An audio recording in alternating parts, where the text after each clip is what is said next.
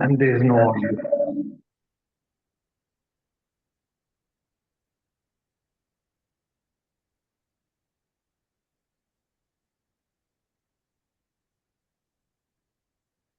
Ma'am, there's no audio. No audio.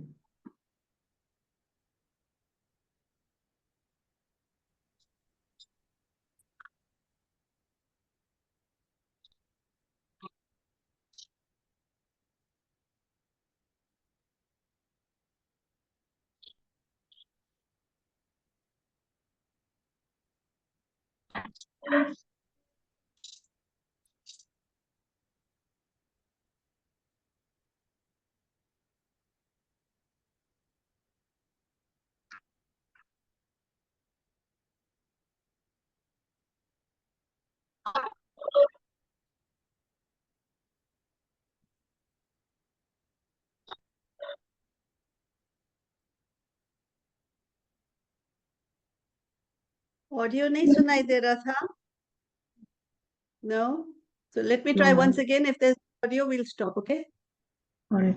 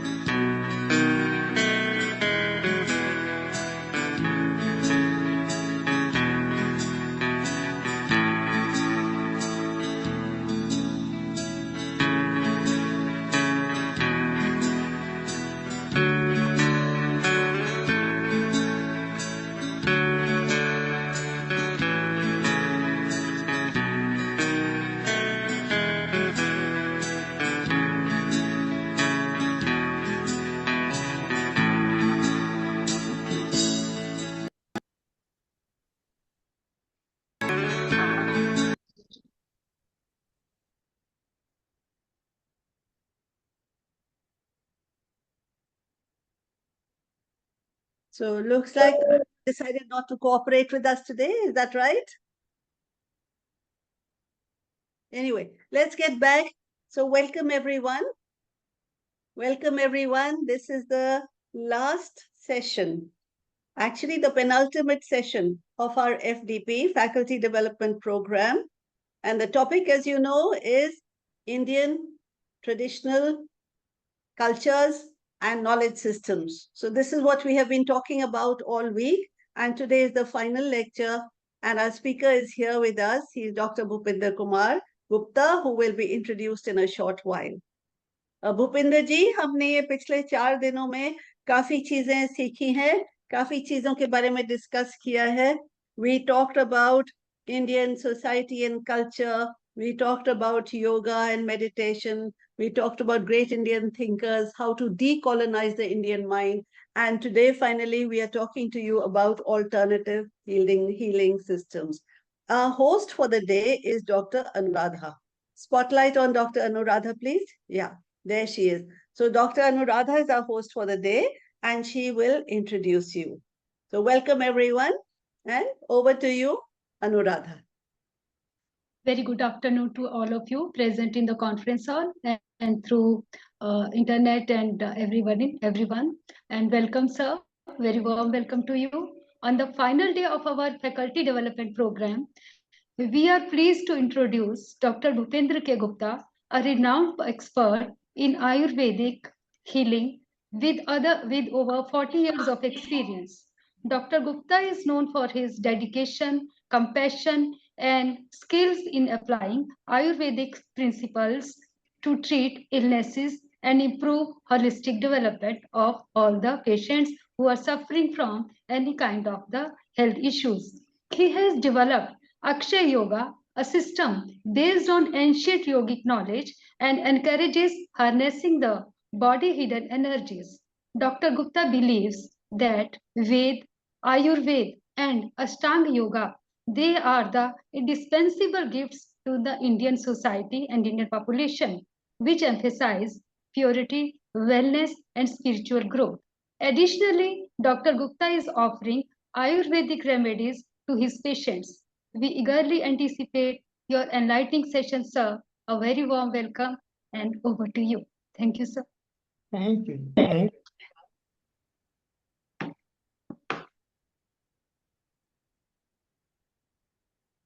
Hello. हाँ जी भूपिंदर जी.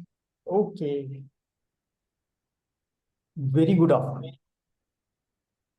Before starting with the management of the disease, we need to find out why diseases and what is the best management. For that, we have a different summary.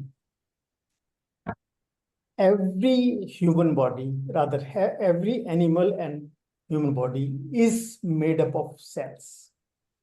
And every cell is made up of energy.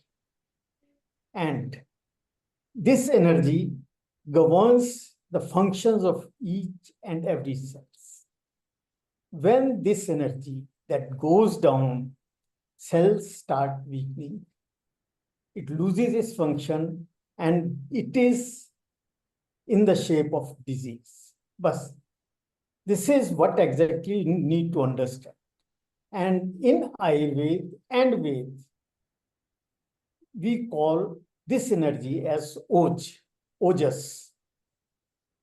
जब तक शरीर में ओज है, ताकत है, तब तक हमारा सेल, हमारा शरीर, हमारा टिश्यू बहुत अच्छे से काम करता है. The moment this energy, this ओज गोज डाउन, तो हमारे अंदर बीमारियां पैदा हो जाती हैं. और when this energy goes further down, तो अपने आप को सर्वाइव करने के लिए हमारे सेल न्यूक्लियस को म्यूटेट होना पड़ता है, and that takes the take the shape of cancer. So basic cause before every disease is lack of energy, lack of ओज. हमारे अंदर एनर्जी की कमी होना ही हमारी बीमारियों का कारण है. अब समस्या ये है कि जब तक शरीर में आत्मा है, इंसान को जीवित रहना पड़ता है. परंतु ओज की कमी होने से, बीमारियां होने से ना तो वो मर सकता है और ना जी सकता है. तो आत्मा हमें जीवित रखती है और ओज हमें वास्तविक रूप में जीवन देता है. आप भी देखिए, जब भी कोई छोटी बड़ी तकलीफ होती है तो आपका जीना दूभर हो जाता है, एंड उसके पीछे एक ही मेन कारण है, आपके अंदर ओज, क्षमता की कमी. अब हमें जरूरत है ऐसी चिकित्सा की, ऐसी डॉक्टर की, ऐसे लोगों की जो शरीर के अंदर ओज भर सके, ना कि केवल मात्र आपके किसी भी बीमारी के सिम्टम को दबाने की कोशिश. सिम्टम को दबाने का ये मतलब होता है कि आप गाड़ी में जा रहे हैं, सीट बेल्ट नहीं लगाई और आपने बीप आई और उसकी जगह आपने क्लैंप लगा दी. नुकसान किसका होगा? एक्सीडेंट होने पे आपको ही नुकसान होगा. यही हाल हमारी चिकित्सा पद्धति का है. हम हर सिम्टम को दबाने के लिए केवल मात्र उस सिम्टोमेटिक ट्रीटमेंट करते हैं, उस सिम्टम को दबाते हैं. होता ये है कि जब हम सिम्टम को दबा रहे होते हैं, हमें लगता है हम ठीक हो रहे होते हैं, पर नहीं. हमारी बीमारी अंदर है और वो दिन भर दिन बढ़ती जाती है, और हम सिम्टम्स या बीमारी के नंबर्स को देखते हुए बहुत खुश होते हैं कि हमारे नंबर्स कंट्रोल्ड हैं. हमें भी पता है क्योर नहीं है और बीमारी अंदर से बढ़ रही हो. जैसे हम डायबिटीज को ले, द मोमेंट आपको दर्दें होती हैं, आपको एपिटाइट बढ़ जाती है, आपको घबराहट शुरू होती है, हम डॉक्टर पर जाते हैं, वो आपके डायबिटीज के वो चेक कराते हैं. उसमें आपके थोड़े से नंबर अगर बढ़े होते हैं तो वो क्या करता है, तुरंत आपकी एक गोली पे डाल देता है. अगली बार जब थोड़ा अपना वॉल्यूम लाउड कर देंगे. ओके. क्योंकि कंप्यूटर पे तो ठीक आ रहा है, पर मेरे को लगता है कॉन्फ्रेंस हॉल में थोड़ा थोड़ा ज्यादा लाउड होना चाहिए। Okay okay okay. हाँ, तो उससे क्या होता है कि हमने नंबर को तो दबा दिया, कंट्रोल किया। अब ठीक है। हाँ जी, हमें तो पहले भी ठीक था, कॉन्फ्रेंस हॉल में थोड़ा डिफ्यूज हो रहा है साउंड। ओके, तो हमने नंबर तो दबा दिया, पर आप देखिए अंदर से बीमारी बढ़ रही है, शरीर खोखला हो रहा है। नंबर एक तो आपके अंदर जो बीमारी बनी है उसके में पहले ही शरीर कमजोर था, आपका लीवर, आपका पैनक्रियास कमजोर था।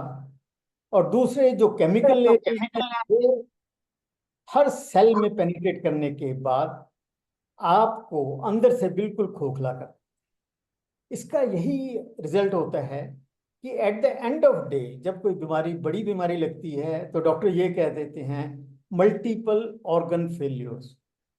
मल्टीपल ऑर्गन फेल्यूर तो उसी दिन शुरू हो गया था जिस दिन आपको डायबिटीज डिटेक्ट हुई थी।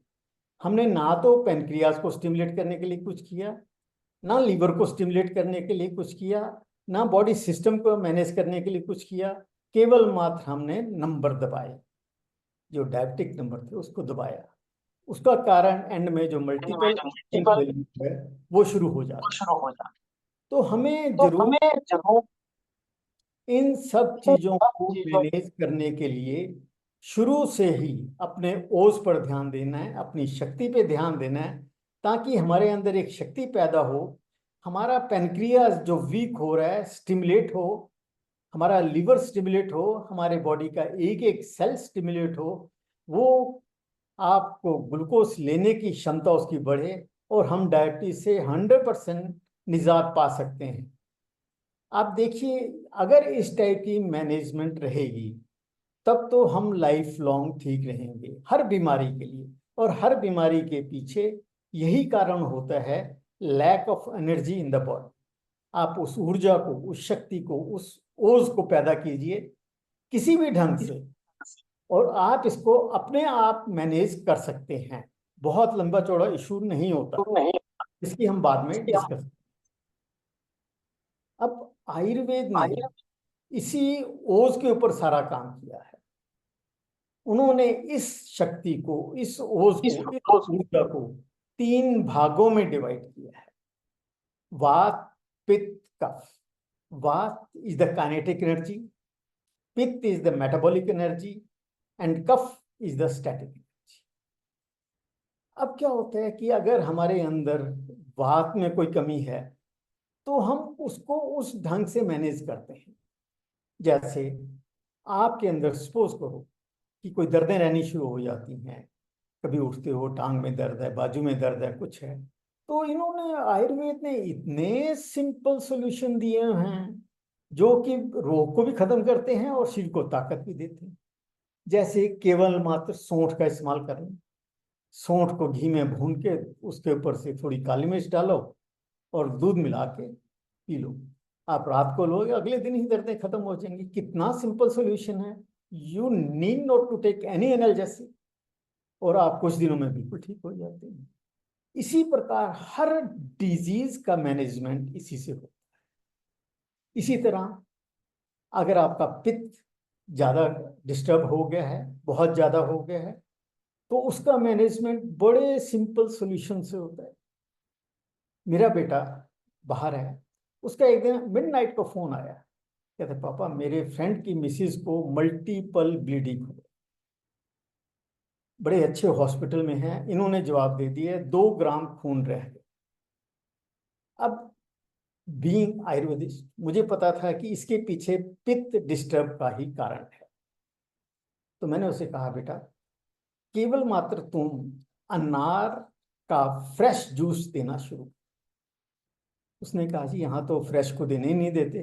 मैंने कहा चलो जो डॉक्टर उनको मैनेज कर रहा है उसके पास जाके पूछ लो एक बार कि मेरे फादर ऐसे ही डॉक्टर हैं, तो उन्होंने ये बताया। तो वो चला गया, उन्होंने जाके उन दोनों दोस्तों पूछा, तो वो डॉक्टर लकीली इंडियन ओरिजिन का था, वो समझता था यहाँ के आयुर्वेदिस्ट को, तो उसने अलाउ कर। अब जैसे ही उसको अनार का जूस देना शुरू किया, उसके अंदर और अर्ज उठती रही, क्योंकि अंदर गर्मी बहुत हो गई थी। हर 2-2 घंटे बाद एक गिलास जूस पी। रिजल्ट क्या रहा? तीसरे दिन ब्लीडिंग बिल्कुल बंद हो गई और 7 दिन के बाद वो हॉस्पिटल से डिस्चार्ज। ये आयुर्वेद है। आयुर्वेद किसी मेडिसिन को वो नहीं है कि कोई मेडिसिन की ही जरूरत पड़ती है। How to manage each and everything. इसी तरह अगर आपका कफ ज्यादा दूषित होता है, अब कफ दूषित होने का मतलब होता है कि हमारे शरीर में जो कुछ भी हम ले रहे हैं, it is not digested proper. With the result क्या होता है कि जो कुछ भी हम खाते हैं उससे आम बन जाता है। एक आम जो परिभाषा है बहुत वर्सिटाइल है। 80% of the diseases they are caused by ama. आपके शरीर में आम का होना एक बहुत दुर्भाग्यपूर्ण होता है। हमारे वेदों में एक शब्द आता है,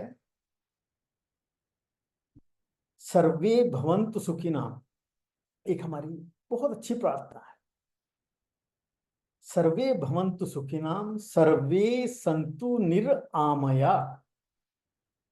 इसमें उसने ये नहीं कहा कि आप निरोगी रहें, बीमार ना हो।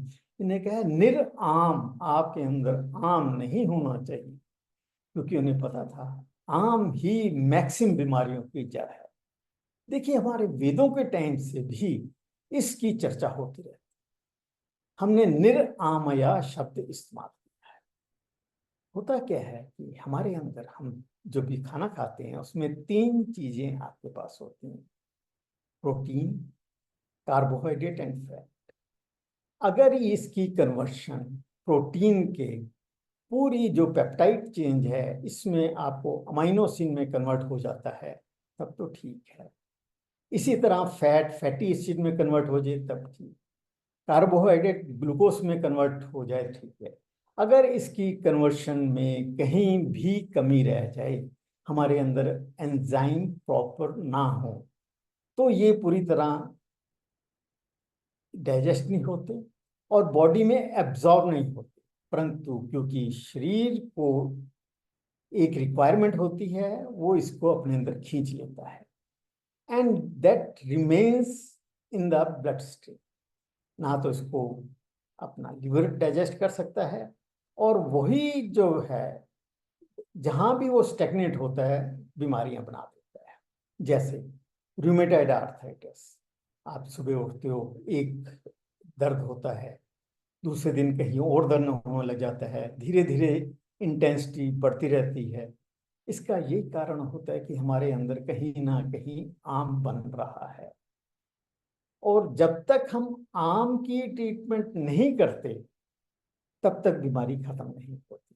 केवल मात्र एनाल्जेसिक, एंटी इन्फ्लेमेटरी ऐसी दवाइयां देने से बीमारी बढ़ती रहती है, क्योंकि हमने सिम्टम को दबाया है, बीमारी को ठीक करने की कोशिश नहीं। रूमेटाइड आर्थराइटिस, इवन कैंसर,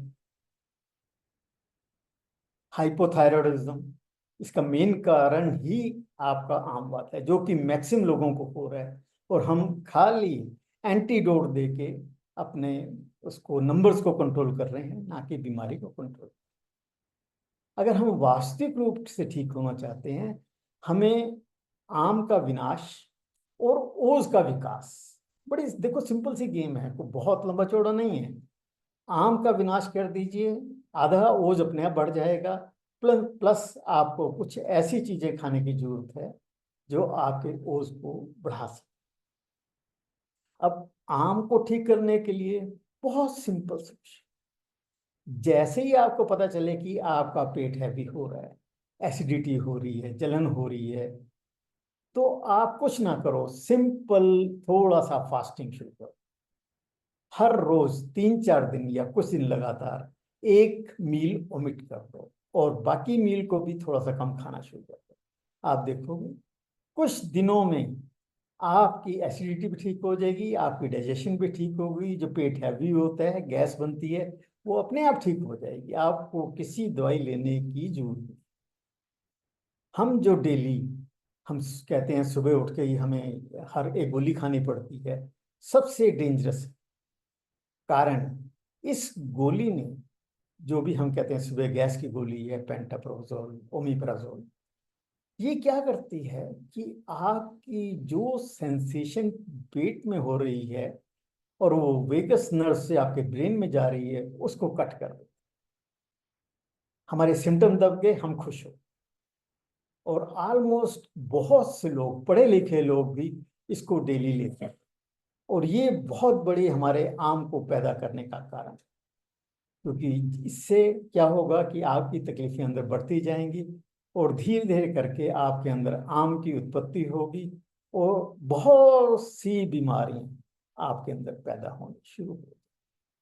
तो कोशिश यही कीजिए, आम का ट्रीटमेंट लंघन, सबसे लंघन होता है फास्टिंग, दीपन पाचन, कुछ ऐसे डाइजेस्टेंट ले लीजिए जिससे आपको अंदर से डाइजेशन इंप्रूव हो।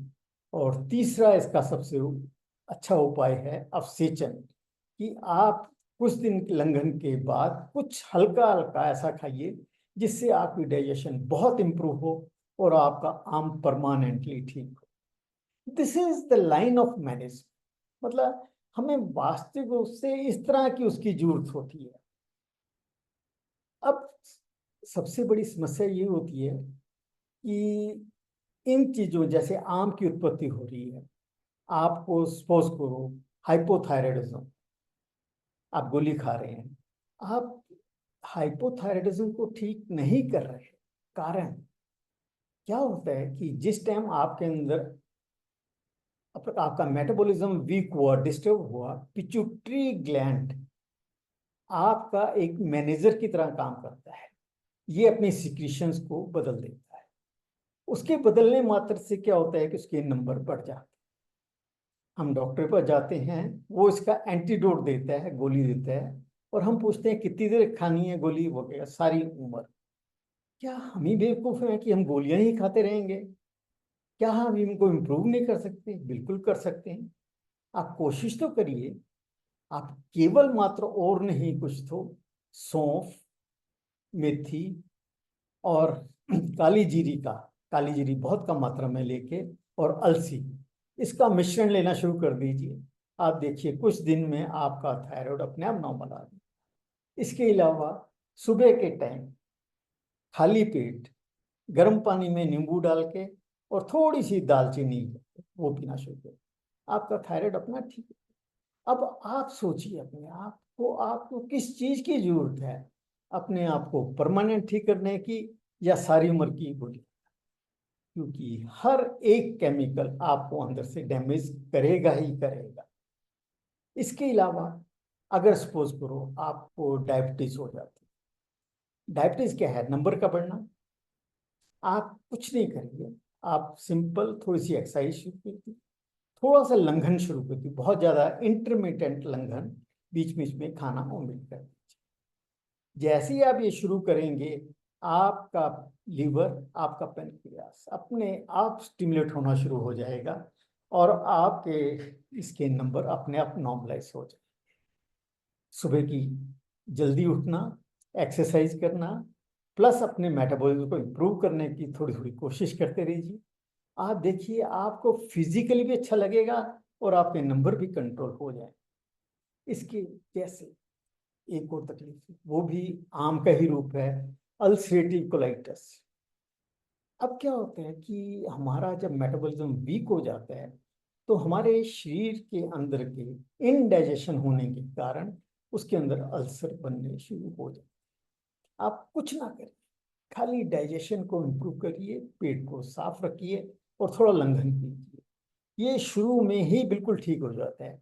अगर आपकी बीमारी बढ़ भी गई है, यही चीजें करने से ही अपने आप ठीक हो जाता है। कोई बहुत लंबी चौड़ी चिकित्सा की आवश्यकता नहीं हो।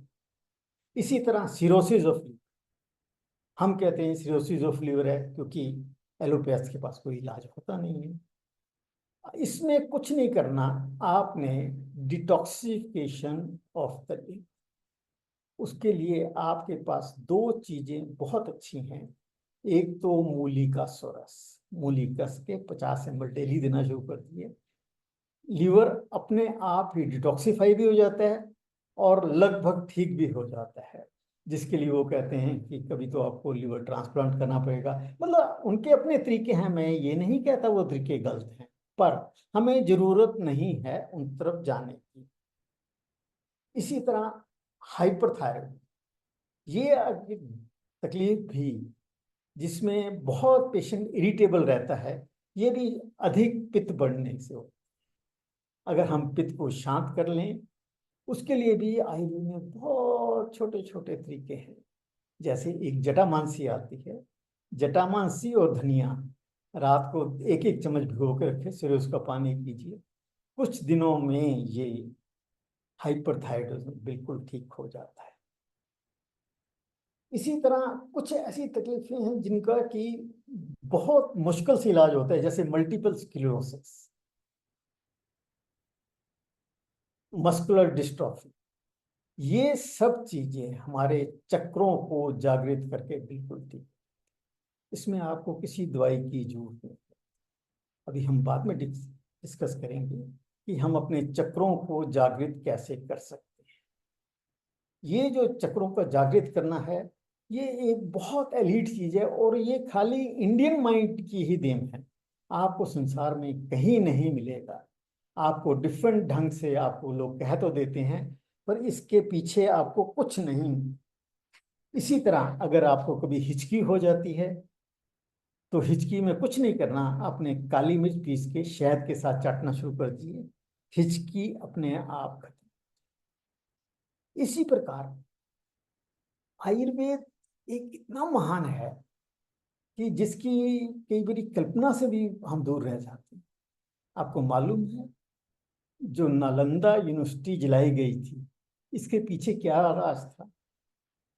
जो मोहम्मद खिलजी जिस टाइम बहुत बीमार हो, तो उन्होंने सब डॉक्टरों को दिया, सबने जवाब दे दिया and he was on death bed.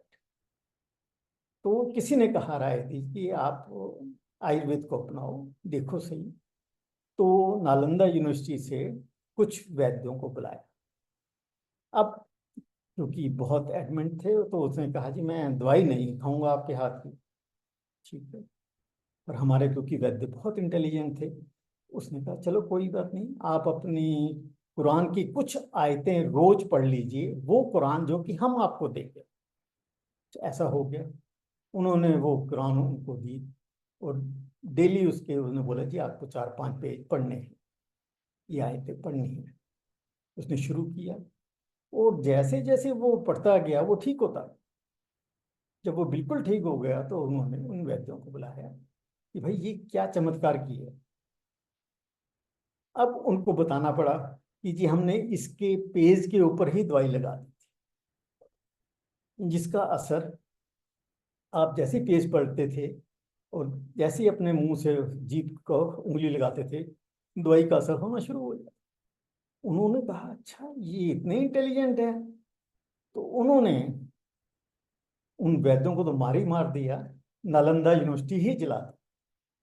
ये हमारा दुर्भाग्य है कि हमें इस परिस्थिति से गुजरना पड़ा। हमारा आयुर्वेद का पतन, हमारे कल्चर का पतन का कारण भी यही रहा कि हमें इन सब चीजों से गुजरते हुए हम यहाँ तक पहुंचे। जो कुछ हमारे पास बचा हुआ है उसको हम संभाल के भी नहीं रख पाते, परंतु अगर अब भी समय है, अगर हम इस चीजों को अपने अंदर समेट लें, समा लें, तो हम बहुत कुछ कर सकते हैं। एक और आयुर्वेद की बहुत बड़ी देन है कि हम आयुर्वेद के लॉर्ड भगवान धन्वंतरी को मानते हैं। अब हर एक मूर्ति के पीछे रहस्य छुपे। भगवान धन्वंतरी के 4 हाथों में, एक हाथ में चक्र है। चक्र stand for the physical, mental and spiritual energy, कि हमारे हर चिकित्सक के अंदर ये चीज होनी चाहिए, ये शक्ति होनी चाहिए। सेकंड, दूसरे हाथ में कौंच है, शंख है। अब शंख की ध्वनि में ये बहुत महत्वपूर्ण चीज है कि जहां शंख बजता है वहां वायरस, बैक्टीरिया, फंगस अपने आप खत्म हो जाते हैं और एक पॉजिटिविटी आती है। यहाँ कहने का ये उद्देश्य है कि हर चिकित्सक की आवाज में वो शक्ति होनी चाहिए कि पेशेंट के अंदर पॉजिटिविटी आ जाए, उसके अंदर शक्ति आ गई कि अब मैं ठीक होऊंगा ही होऊंगा। आजकल का सिनेरियो बिल्कुल अलग है। डॉक्टर के पास जाते हैं, वो गूगल की तरह आपको पेशेंट को और डरा देता है, उसने कल मरना है तो आज ही मर जाए। अगर आप उसके अंदर पॉजिटिविटी भरने में समर्थ हो जाते हैं, उससे बढ़िया कुछ नहीं। तीसरे हाथ में अमृत कलश एक ऐसी औषधि है जो आपके अंदर जाते ही नेगेटिविटी को खत्म करके आपके अंदर हर बीमारी को ठीक करे। और चौथे हाथ में लीच जलोका, इसकी क्या खासियत होती है? लीच जहां भी लग जाती है वहां गंदा खून चूसती है, कि हर फिजिशियन के अंदर वो शक्ति होनी चाहिए कि अंदर के टॉक्सिन्स को अपने में उसमें से निकाल दे। अगर हर फिजिशियन में ये शक्ति होनी शुरू हो जाए तो उससे बढ़िया और क्या रहेगा। हमारे अंदर ओज की वृद्धि अपने आप हो जाएगी, हमारे अंदर शक्ति की वृद्धि अपने आप हो जाएगी, और हम किसी भी प्रकार से बीमार नहीं हो सकते। तो ये देखिए, ये आयुर्वेद का एक कितना बड़ा वो है हमारे अंदर, कि अगर हम आयुर्वेद अपना लें तो हमारे अंदर ओज अपने आप बढ़ना शुरू हो जाता है। इसी प्रकार अन्य चिकित्साएं वो भी ऐसी हैं जिसमें हमारे अंदर ओज की वृद्धि होती है। ये एक ऐसी सिस्टम है जैसे हवन करें। हमारे वैद्य लोग, हमारे ऋषि मुनि हवन करते थे, और हवन में अगर आपका पेशेंट बैठा हुआ है तो इसको एक तो मंत्र शक्ति से ठीक हो जाता था, और उसके अंदर डाली हुई जड़ी बूटियों के नैनो पार्टिकल्स अंदर जाके उसको हील करते थे। ये मैंने बहुत बार अपने आप भी आजमाया है कि अगर आपका लाइलाज बीमारी में भी वो बैठना शुरू हो जाता था तो बीमारी ठीक हो जाती थी। इसके अलावा हमारे पास कुछ ऐसी सिस्टम हैं जैसे रेकी है। अब रेकी में क्या होता है कि हमने अपने अंदर की एनर्जी उसके अंदर प्रोजेक्ट करने का, परंतु अपने उसके लिए साधना की बहुत जरूरत है। अगर आप अपने आप को जागृत करते हैं तब ये पॉसिबल है। इसी तरह योग, मसाज, ये सब भी हमारी शक्तियों को जागृत करने के लिए बहुत अच्छी क्रियाएं हैं। अकुपंचर और अकुप्रेशर, ये दो चीजें ऐसी हैं जो कि हमने एक वेग तरीके से अपनाई हैं। जैसे कि पहले लड़ाइयों में धनुष का इस्तेमाल होता था, देखा ये गया कहीं एक जगह आपका तीर लगता है तो दूसरी जगह की पेन ठीक हो जाती है, उस पद्धति को अपनाया। अब हमारे पास दो चीजें और हैं। जैसे मैंने आपको पहले बताया था कि हमारे अंदर चक्र जागृत करने की एक विद्या है। हमारे ऋषि मुनि जिन्होंने इतनी बड़ी बड़ी खोजें की, उसके पीछे कारण क्या था? और मालूम है, हमारे ऋषि मुनियों में मिनिमम एज 100 साल होती थी। 100 साल तक तो उन्हें कुछ भी नहीं होता था, और मैक्सिमम ने अपनी खोजें उसके बाद ही की थी, सारे एक्सपीरियंस के द्वारा। भगवान श्री कृष्ण ने गीता उपदेश अपने 80 साल की उम्र में दिया था। इसी तरह हमारे ऋषि मुनियों की एज भी इसी तरह होती थी। कैसे? उन्होंने अपने अंदर शक्तियों को जागृत किया, और उन्होंने उसके तरीके भी बताए कैसे जागृत करना। अब जैसे हम लोग जो भी काम कर रहे हैं, हम less than 10% of our capacity, जितने अंदर हमारी अंदर क्षमता है, हम उसका 10% भी इस्तेमाल नहीं करते। और बाकी शक्तियों को जगाने के लिए हमें जरूरत होती है अपने चक्रों को जागृत। सबसे पहले हमें समझने की जरूरत है ये चक्र होते क्या हैं। चक्र हमारे अंदर एक ऐसे सेंटर हैं, हम कई बार उसे एनर्जी सेंटर भी बोल देते हैं, जिनको, जो कि अगर हम बेस ऑफ द स्पाइन से ले लें, पेल्विक फ्लोर पर आता है हमारा मूलाधार चक्र, उससे ऊपर स्वादिष्ठान चक्र, नाभि के पीछे मणिपुर चक्र, एकदम कालजे के पीछे आता है अनाहत चक्र, गले के जो कूप है, गड्ढा है, उस पे आता है आपका विशुद्धि चक्र, उसके बाद आज्ञा चक्र और फिर सहस्त्रार चक्र। ये सब चक्र जो हैं ये हमारे एक डायनामो की तरह काम करते हैं।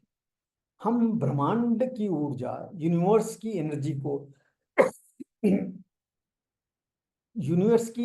को इनमें संग्रहित करके उसको ओज में कन्वर्ट करके सारे शरीर में फैला दें।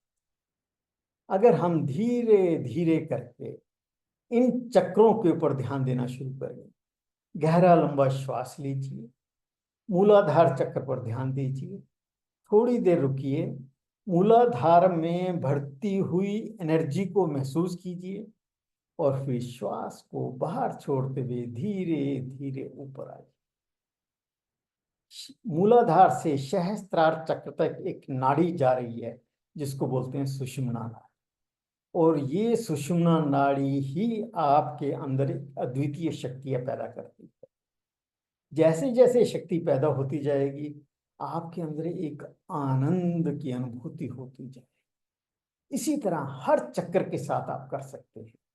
मूलाधार पे, स्वादिष्ठान पे, मणिपुर चक्र, जो नीचे के 3 चक्र हैं ये आपकी फिजिकल स्ट्रेंथ को लेंगे।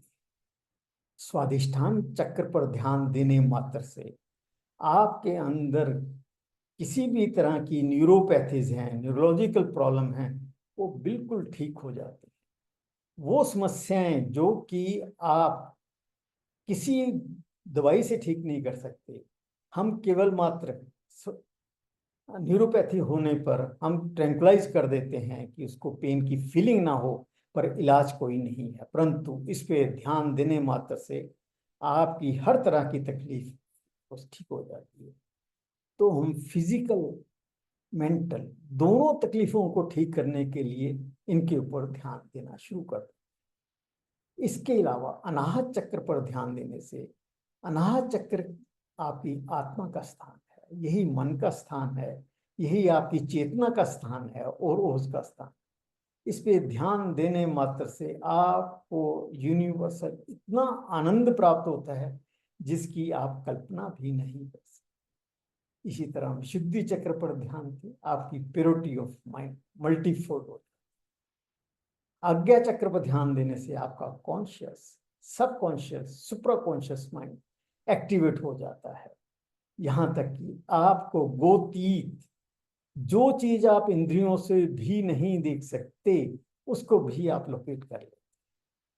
और सहस्त्रार चक्र पर ध्यान देने मात्र से आपके अंदर क्लैरिटी ऑफ माइंड, आपको हर चीज का ज्ञान, अपने फ्यूचर का ज्ञान अपने आप होना शुरू हो जाता है।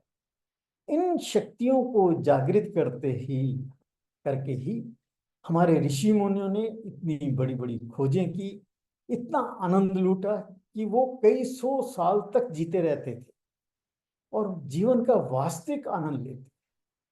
असल में हम लोग जो इस सृष्टि में आए हैं इसका कारण ही मोक्ष है। वो मोक्ष हम इसी जीवन में पा सकते हैं, हमें उसके लिए मरने की जरूरत नहीं है। हम अपने आप को इतना आनंदित रख सकते हैं कि सुख दुख की आपको कोई परवाह नहीं। आप अंदर से, आपका हर सेल आनंदित रहता है और इतना आनंदित रहता है कि आप जीवन का वास्तविक अर्थ समझ के उसको भोगते हैं और हमेशा ही आनंदित रहते हैं। ओम।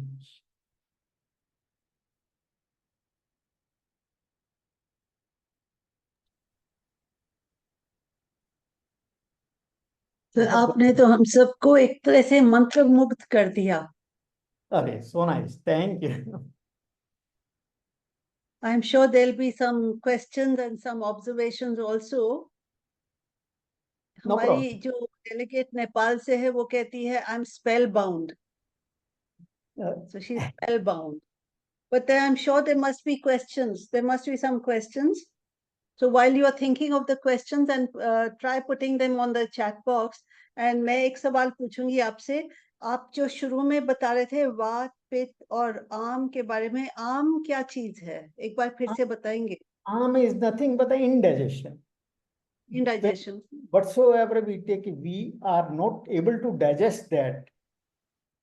आम हम खाते हैं, हमारा पेट भारी रहता है, ऐसा लगता है कि बेल्चिंग हो रही है, हल्का सा दर्द हो रहा है, वो सब इंडाइजेशन के उसमें आती हैं। स्टार्ट इसकी इंडाइजेशन से होती है। और यही जो अनडाइजेस्टेड मटेरियल जिस टाइम वो सारे शरीर में घूमता है तो वो कई जगह स्वेलिंग कर देता है, वो सब आम की स्वेलिंग है। The moment you digest it properly, आपका वो स्वेलिंग वगैरह अपने आप ठीक हो जाती है, वो आम है। गुड आफ्टरनून और मैम। yes, नमस्ते sir. who is, sir, I'm Dr. Vidya, ma'am. will you switch on your I have Bindya? turned, Okay, yes, you ma'am. have turned it. Yes, this is Bindya, and I'm adding the spotlight. Okay. नमस्कार sir. नमस्ते बेटा। बहुत अच्छा लगा सुन के सबसे पहले तो। So nice. सर, मैं एक्चुअली जैसे 40 से ऊपर की जब एज हो जाती है तो गायनाकोलॉजिस्ट हमें आज अक्सर बोलती हैं कि आपको कैल्शियम खानी ही खानी पड़ेगी, मतलब गोलियां जो मल्टीविटामिन और ये सप्लीमेंट्स हैं, तो इनका कोई सब्स्टिट्यूट ऐसा आयुर्वेद में, मतलब हम क्या हमें खाना चाहिए कि हम इसको नहीं खाएं? कुछ नहीं करना आपने, आप बस हेल्दी डाइट लीजिए, फ्रूट्स ज्यादा खाइए, फ्रूट जूस लीजिए, सूप लीजिए। कोई स्पेशल चीज खाने की जरूरत नहीं, किसी कैल्शियम की आपको जरूरत नहीं है। एलोपैथी वाले जो कैल्शियम देते हैं उसमें 95% the calcium is not absorbed at all. ठीक है, अगर आपने कभी लेना भी है तो हमारी एक स्टावर आती है, वो स्टावर का आधा चम्मच पीस के डेली ले लीजिए, इनफ है। बहुत कुछ क्या आती है? क्या आती है जी? शतावर, शतावर। बराबर। और सर एक विटामिन बी का, जैसे उसका तो पर्टिकुलरली टेस्ट करवाया कि विटामिन B2 या जो ऐसा कि होता है उसकी बेटा। डेफिशिएंसी है कि मैं आपके फेस पे, स्किन के ऊपर रैशेस आ रहे हैं या स्किन प्रॉब्लम्स हो रही हैं, तो उसके लिए आपको फिर सप्लीमेंट विटामिन बी की नहीं है, टेबलेट आप रेगुलरली खानी पड़ेगी। त्रिफला चूर्ण 1 चम्मच सुबह शाम लीजिए। बेसिकली जो शतावर। स्टावर एंड त्रिफला चूर्ण, त्रिफला चूर्ण मिल जाता है बाजार में, इजीली मिलता है। सर आप एक बार रिपीट करेंगे आप, मुझे समझ नहीं आया। त्रिफला, त्रिफला, त्रिफला। त्रिफला, त्रिफला। इसमें हरड़ बेहड़ा आंवला होता है बेटे, 3 चीजें होती हैं। त्रिफला चूर्ण ओके सर। क्या होता है, जो विटामिन बी है ये सिंथेसाइज हमारे इंटेस्टाइन में ही होता है। अगर हम इंटेस्टाइन को इम्प्रूव करते हैं, ये अंदर से सिंथेसाइज हो जाता है, हमें किसी सप्लीमेंट लेने की जरूरत ही नहीं है। आप ये देखिए ना, आप बेस पे जाइए, उन्होंने आपको दे भी दिया, टेम्परेरी आपको फर्क पड़ भी गया, पर सिंथेसिस तो वैसे ही रहेगा ना। अगर आपका पेट बिल्कुल ठीक है तो अंदर से सिंथेसाइज हो जाएगा। बड़ी सिंपल सी गेम है कुछ नहीं, हमने कॉम्प्लिकेटेड बनाया हुआ है इसको। ठीक है, थैंक यू अगर सो बेटे मच। ऐसा लगे कि आपने कुछ और भी पूछना है हाँ तो जी मंजू जी से मेरा नंबर लेके आप कभी भी पूछ सकते हैं, सर, ऐसा थैंक कोई यू इशू सो नहीं। मच। थैंक आप यू इनका सर। नाम नहीं भी लेंगे तब भी आप पूछेंगे, मैं बताऊंगा, कोई इशू नहीं है बेटे। Thank you sir, so nice of you. दो सवाल आए हैं, वो कहते हैं कि लिवर फाइब्रोसिस के लिए कोई रेमेडी होगी, नेचुरल रेमेडी, या और दूसरा माइग्रेन और पीसीओडी, इन चीजों के लिए कोई रेमेडी होगी? लिवर सिरोसिस के लिए सबसे पहले तो मैंने पहले ही बताया है कि हमें डिटॉक्सिफाई करने की जरूरत होती है, और उसके लिए मूली का रस बेस्ट होता है। या आपको एक चित्रक आती है, चित्रकादी वटी, 2 गोली सुबह शाम दे दीजिए, लिवर डिटॉक्सिफाई होगा। साथ में योग में कपालभाति कीजिए, डीप ब्रीदिंग एक्सरसाइज कीजिए, ये अपने आप रिजुविनेट होता है। लिवर बहुत जल्दी रिजुविनेट होता है बशर्ते कि आप इसको टॉक्सिन इनहेल ना करें। सेकंड, माइग्रेन में कुछ नहीं करना आपने, एक तो फ्रूट जूस पे जोर दे दो। एक आयुर्वेद प्रिपरेशन आती है सप्तामृत लोह, 2 गोली सुबह 2 शाम खाइए। नेचुरल, वो मतलब है कुछ नहीं उसमें, आयरन ही है, उसी से माइग्रेन आपका परमानेंटली ठीक हो जाता है। सप्तामृत, लोह, सप्तामृत लो। जी।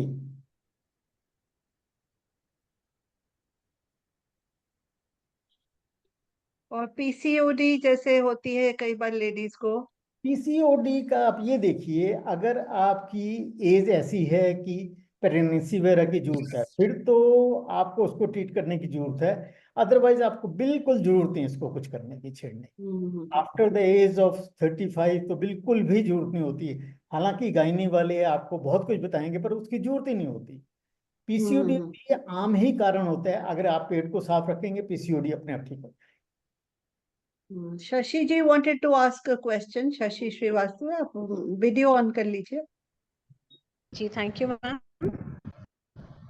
Hello hello. You can switch on your video. Hello Yes, we can hear you. I have thank you ma'am. नमस्कार नमस्कार जी। जी डॉक्टर साहब, मुझे रिसेंटली अभी नी में बहुत प्रॉब्लम हुआ है, नी जॉइंट में। तो मैं खड़ी भी बहुत मुश्किल हो पाती हूँ और बहुत मुश्किल से थोड़ा थोड़ा चल पा रही हूँ। आप मुझे इसके लिए उपाय कितनी एज है आपकी? ड्यूटीज अटेंड करना बहुत मुश्किल हो गया है। आपकी एज कितनी है? जी सबके मेरी सामने एज नहीं पूछना चाहिए सर। हेलो। 52 है सर। हाँ, नो इशू, कोई ऐसी बात नहीं है। आपको किसी नी सर्जरी की जरूरत नहीं पड़ेगी। आप दो चीजें नोट कर लीजिए। अश्वगंधा हाँ जी। अश्वगंधा रिष्ट। अश्वगंधा रिष्ट। जी सर। और महारासनादि क्वाथ। अश्वगंधा रिष्ट। जी सर। और महारासनादि क्वाथ। महारासना दी दी क्वाथ। दोनों के 4-4 चम्मच खाना खाने के बाद पानी डाल के लीजिए।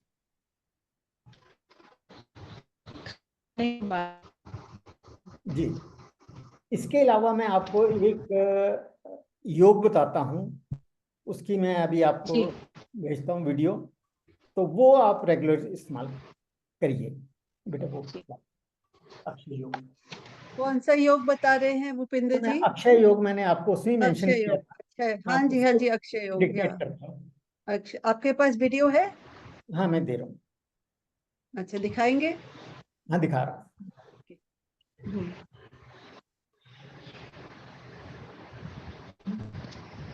आप अभी भी अपनी दवाइयाँ खुद बनाते हैं जी?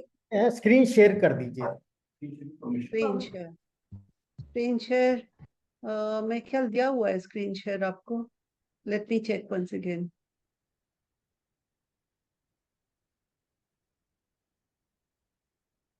हाँ जी, को होस्ट बना दिया।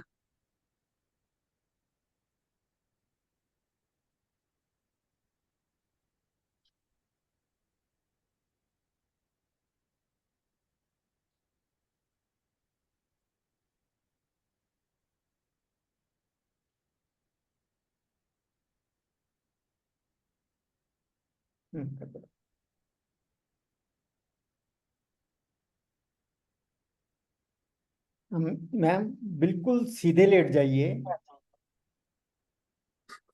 Take very deep breath slowly.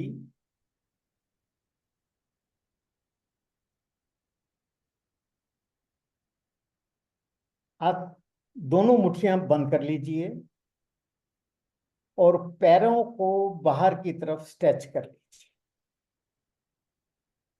अब नीचे वाले हिस्से को, पेल्विक फ्लोर को अंदर खींच लीजिए। नाभि को अंदर की तरफ ले जाइए। पूरा ध्यान आपका एपिगैस्ट्रिक रीजन पे होना चाहिए। Hold it for some times. जितनी देर कंफर्टेबली आप रोक सको रोकना। फिर धीरे धीरे करके श्वास को बाहर छोड़ते हुए पहले पैरों को अंदर कर लीजिए, मुट्ठियां खोल लीजिए और पेल्विक फ्लोर और नाभि को अपनी जगह पे ले आइए। ये आपकी एक क्रिया हुई। अब दूसरी क्रिया में आपने सेम चीज रिपीट करनी है। गहरा लंबा श्वास। अब पैरों को बाहर की जगह आपने अंदर को स्ट्रेच करना है और उसी तरह पेल्विक फ्लोर को अंदर खींचना है, नाभि को अंदर लेके जाना है, ध्यान अनाहत चक्र कालजे पे ही होना चाहिए। जितनी देर आप रुक सके रोकना, और फिर धीरे धीरे जब ना रोका जा सके धीरे धीरे श्वास को बाहर छोड़ते हुए आप पूर्ण में आ जाइए। पैरों को ठीक अपने एंगल में, मुठियां खोल दीजिए, पेल्विक फ्लोर को रिलैक्स कर दीजिए, नाभि को रिलैक्स कर दीजिए। ये क्रियाएं आपने 30 बार, 15 बार अंदर 15 बार बाहर इसको दोहराना है। ऐसा करने मात्र से आपका सारा शरीर रिजुविनेट हो जाएगा। मैं इसकी ना डिटेल वीडियो आपको भेज दूंगा, आपको जिसको भी जरूरत होगी आप उनको दे दें। हाँ जी, मैं Thank शेयर you, कर sir. लूंगी। ठीक है जी। सर मेरा नी जो है वो सीधा नहीं होता है, राइट वाला, वो आप थोड़ा सा। लीजिए, 15 दिन में ही आपको फर्क पड़ जाएगा। अब देखिए। बहुत बहुत शुक्रिया sir, thank you. Thank you.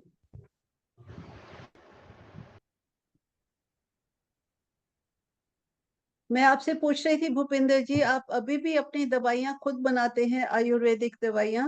हाँ, मुझे बाहर वाली दवाइयों पे कॉन्फिडेंस नहीं है, तो अच्छा मैं जी। जो भी देता हूँ अपनी बनाई देता हूँ। क्योंकि जड़ी बूटियों की मुझे पहचान है, पर गोली के अंदर क्या डाला है ये हमें पता नहीं चलता। जी जी जी मैं जी अपने आप ही बनाता हूँ। जी। और वो जो जादू की पुड़िया जो हमने भी कई बार आजमाई हुई है, जिससे हर एक किस्म की खांसी ठीक हो जाती है, हाँ उसमें जी। आप क्या क्या जादू डालते हैं जी? कुछ नहीं, ये सिंपल चीजें हैं, कोई बहुत लंबे चौड़े इशू नहीं है। ज्यादातर उसमें जो हम डालते हैं दालचीनी का एक्सट्रैक्ट,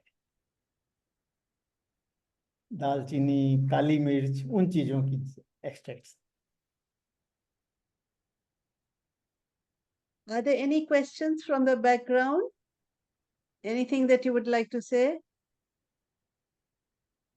और हमें ये भी पता लगा है कि आप सुबह के टाइम जाके योग आश्रम में या पता नहीं कहाँ आप योग भी सिखाते हैं और उनको बताते भी हैं किस तरह से अपनी हेल्थ इंप्रूव करनी चाहिए, तो नहीं। उसमें जी। मैंने आज जैसे आपको बताया ना कि आई वर्क ऑन चक्रास, तो उनको चक्र जागृत करने के ही तरीके बताता हूँ। तो एक बार फिर से बताएंगे कितने चक्र हैं और क्या क्या चक्र हैं? मेन चक्र हमारे 7 होता है, वैसे तो बहुत होते हैं। और उसके अलावा हमारे पास जैसे सबसे बेस पे हमारे पास जो चक्र होता है उसको बोलते हैं मूलाधार चक्र।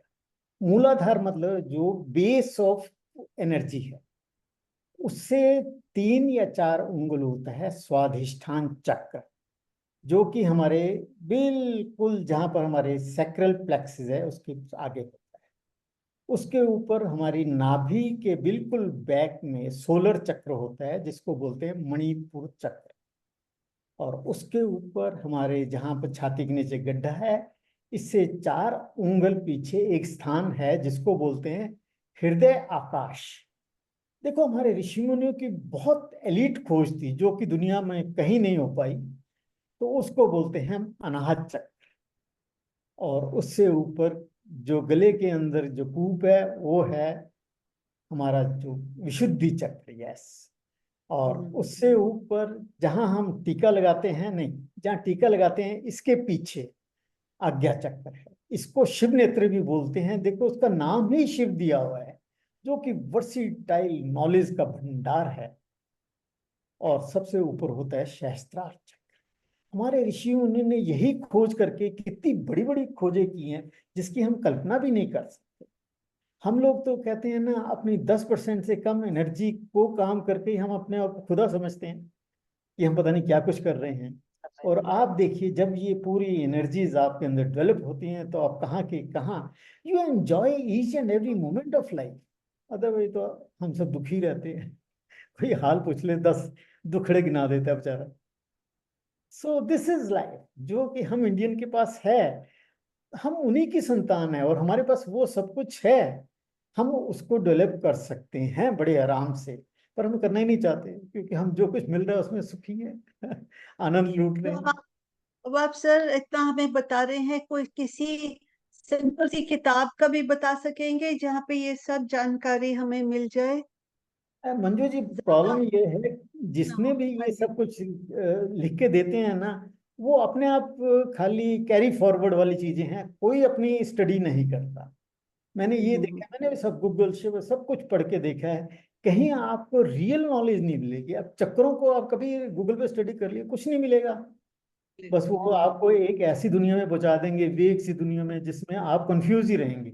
अब जैसे मैंने आपको ये 7 चीजें बताई हैं, 7 चक्कर का बताया है, सिंपल ज्ञान है, कोई बहुत लंबा चौड़ा नहीं है। हम और वो एक्टिवेट हो जाता है, and you can feel it also. पर वो कोई भी वो वही है ना, कैरी फॉरवर्ड। आपने एक किताब पढ़ ली, आपने दूसरी किताब अपने आप लिख दी उसको देख के, वो चीजें हैं। हाँ, आपको नहीं मिलेगा। मैंने बहुत कोशिश की, मैंने भी। ये जटामणि क्या है? आपने उसकी बात की थी, जटामंसी। जटामंसी जटामंसी ये एक जड़ी बूटी है, अब मिल जाती है बाजार में, आराम से मिल जाती है। जैसे तिनके तिनके से होते हैं, बट वेरी इफेक्टिव। एक जटामांसी की एक खासियत है, आपको दिखाते हैं। कभी आप जटामांसी लेके आए ना, इसे बाहर ओपन में छोड़ दो, अच्छा। मतलब उसको फैला के ना, अगर आसपास कोई बिल्ली है, वो इसके ऊपर आके लौटने लग जाती है। मतलब इसकी Why? खुशबू से उसको नशा हो जाता है। इसका दूसरा नाम ही बिल्ली लोटन रखा हुआ है, कि इस पे बिल्ली आके लोटन।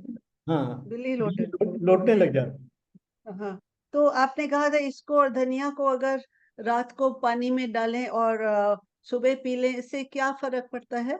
इससे कुछ नहीं होती, दिमाग की पित्त शांत हो जाती है। आपको अगर समझ करो, आपको हाइपरथायराइडिज्म है, वो दिमाग में पित्त बढ़ने से होता है, वो ठीक हो जाता है। इवन माइग्रेन भी ठीक हो जाता है इससे। And you feel so fresh, आपको बहुत अच्छा लगता है इसके, क्योंकि इससे ब्रेन टॉनिक आता है। डायबिटीज की आपने क्या बताई थी? किसके लिए? डायबिटीज की आपने मूली जूस? नहीं, वो तो सिरोसिस ऑफ लिवर के लिए था। अच्छा जी। डायबिटीज के लिए आपको बहुत लंबा चौड़ा कुछ करने की जरूरत नहीं है। वही जो हम आम की ट्रीटमेंट में करते हैं, वही जो हम अपने हाइपोथायराइडिज्म में करते हैं, वही सब चल जाता है। जिसमें आपको क्या है कि अलसी, मेथी, सौंफ, ये सब बराबर, और इनका 1/5 पार्ट, मतलब अगर ये 10-10 ग्राम देते हैं, तो वो 2 ग्राम आपको काली जीरी, इसका चूर्ण बना के रखिए। आधा चम्मच सवेरे शाम दीजिए। डायबिटीज भी ठीक हो जाती है, हाइपोथायराइडिज्म भी ठीक हो जाता है, और आपको लाइफ लॉन्ग गोलियां लेने की भी जरूरत नहीं पड़ती। प्लस इसके साथ आप अक्षय योग कीजिए। ठीक। तो आप बहुत ही अच्छा लगा आपको आपकी बातें सुन के। अब मैं सभी से रिक्वेस्ट करूंगी कि अपने अपने वीडियो ऑन कर ले, so that sir can see everybody's faces. Please switch on your videos. Ma'am, there are a few questions in the chat box, I suppose. Switch on your videos and then we'll see who has a question left. So I want to ask thing. ऐसे है, we have called him here as an expert on a general topic. If you want anything specific, I can share his email ID and number with you, right? Huh? Yes, No. ma'am, that would be great. So we are coming to the close of the session, and I would like Dr. Bhupinder to see all the participants who are logged in now. And I think the next person, the next speaker should also be around. Surbhi, can you give a call to Roshan sir and ask him if he can join, because I would like him to meet the next speaker, to meet our present speaker too. Sure, ma'am. तो भूपिंदर जी, ये बहुत ही अच्छा session लगा हमें, और I think everyone enjoyed it because it's relevant to everyone. All of us have some ailments or the other, और हमें ये आयुर्वेदिक, सॉरी, ये एलोपैथिक दवाइयाँ और ये मतलब ये सब ट्रीटमेंट अच्छा नहीं लगता। तो हम यही चाहते हैं कि हम नेचुरल तरीके से ही अपने शरीर को संभालें। आपने बहुत अच्छी अच्छी एडवाइस दी, और देखिए कॉन्फ्रेंस हॉल में भी कितने लोग बैठे हुए हैं। मैं स्पॉटलाइट करके आपको दिखाती हूँ, ये सब आपको सुन रहे हैं। They are all really interested in what you have to से।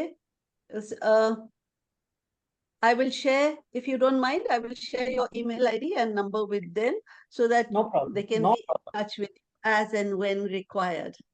No Right? problem. I'm there only. Surbhi, what does the speaker say, the next speaker? बस 1 मिनट और रुक जाइए, हमारे नेक्स्ट स्पीकर से मिलके भी जाइएगा। तो आप देख सकते हैं काफी यंग क्राउड है, some are young and some are younger. Is he? सब अंदर क्यों ले रहे हैं Yeah, आप? he's coming. बाहर से He's चले जाइए, come. Uh-huh. बाहर से ही चले जाइए ना।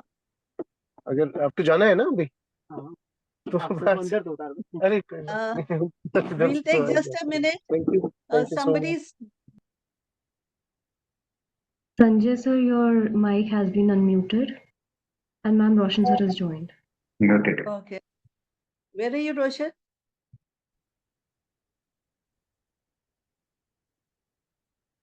Please spotlight on him. Yeah, here he is. So Yes. Good afternoon, ma'am. Can you hear me? yes. Bhupinder ji ये हैं हमारे अप वाले स्पीकर, और मैंने कहा आप जाने से पहले इनको एक बार देख ले, इनसे भी मिल नमस्कार लीजिए। गुप्ता जी, नमस्कार। हाँ, बहुत अच्छा लगा आपसे।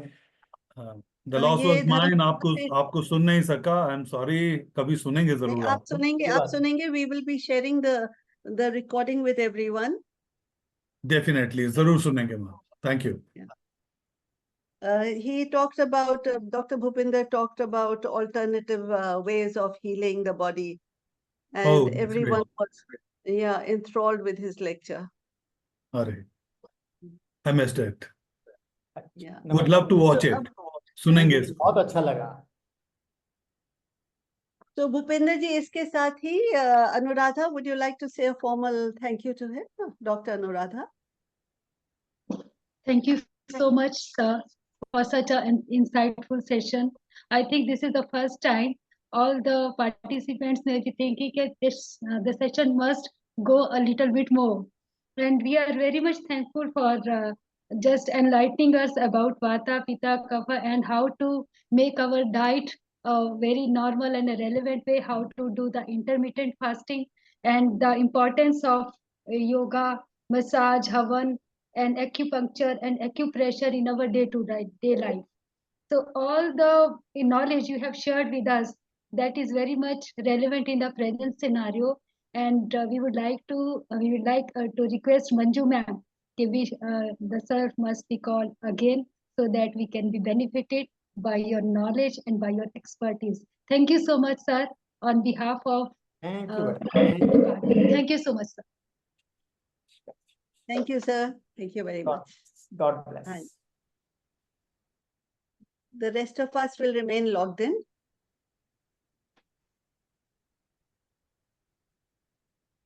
So we'll remain logged in here because now we have reached the last session of the FDP, and it is a seamless transition from the previous session into this one. So you don't really have to be very anxious. What are you going to listen to now? Because you will not be listening to anything for some time, you will be giving some feedback. You will be giving some feedback, and the format for this session is that we open up the discussion to everyone. Please switch on your videos. I request everyone to switch on their videos. And those who are in the conference hall, if you would like to share your thoughts, please be prepared to speak up also. So we want some feedback from you. And after the feedback, we will request Professor Roshan Sharma, who's here, to say a few words to all of us. Meanwhile, Anuradha, will you formally introduce Professor Roshan Sharma?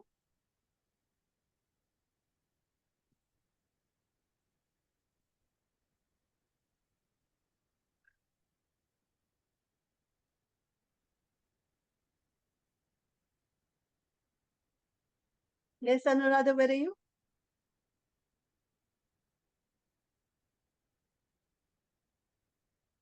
I cannot see Anuradha, and I cannot hear her either.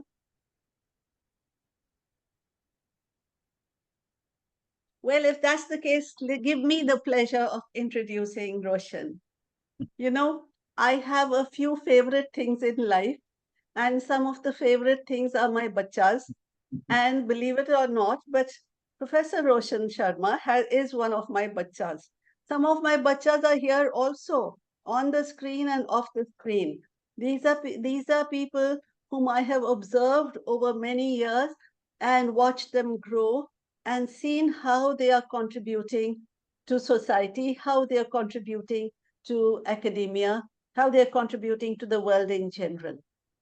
Now, coming back to Professor Roshan Sharma, I must tell you, when I first met him, he was a young boy who was, I think, just into his 20s probably, and he came for a seminar. That was probably his first seminar. And well, I asked him, he's, about 2 decades younger than I. So I asked him, I said, well, this is the first time we've seen you and you make a good presentation. Why don't we see you at our seminars more often? That was the beginning. Now, after that, he just was noticed more and more in conferences and seminars, and he has grown. He has grown as a scholar. He's grown as an academician. He was teaching in a small college at that time. But after that, he got a few fellowships, some scholarships, and then he moved on to Central University of Himachal Pradesh in Dharamshala. He was a very senior professor there when the vice chancellor retired. So it was but natural that they made him the vice chancellor. They made him the vice chancellor, interim vice chancellor, and he still has that seniority. He still has that respect, that aura about him. There is another VC now. He's no longer interim, but he still wields the same influence and power. Roshan, you are one person that people like me can be very proud of, even though we haven't directly done anything to help you reach that stature. We have watched you grow, and we really like what we see. Now, Roshan has been traveling all over, and he's a man for all seasons, throughout Himachal in particular, and across India and abroad also, when they need a person to give a talk or to chair a session or something like that, they ask him and he joins in. Right. So Professor Roshan Lal Sharma is a senior professor of English at Central University of Himachal Pradesh, Dharamshala. Sakshi has put that note in the chat box. But there's something wrong with the chat box. I don't know if it can be seen by everybody. Well, I'm just telling you. Yeah, she's put his short bio. She's put his short bio out here, which I'm going to read out. He's a senior professor of English at Central University of Himachal Pradesh, Dharamshala, a senior Fulbright fellow and an honorary fellow at the Institute of Research in the Humanities at the University of Wisconsin-Madison during 2007 and 8. He has authored Walt Whitman and shorter fiction of Raja Rao, co-authored Sompi Ranchan Dialogue in Epic in Indian English poetry. He has edited a number of books, translated some, authored 4 poetry books, and published over 80 papers and book chapters so far.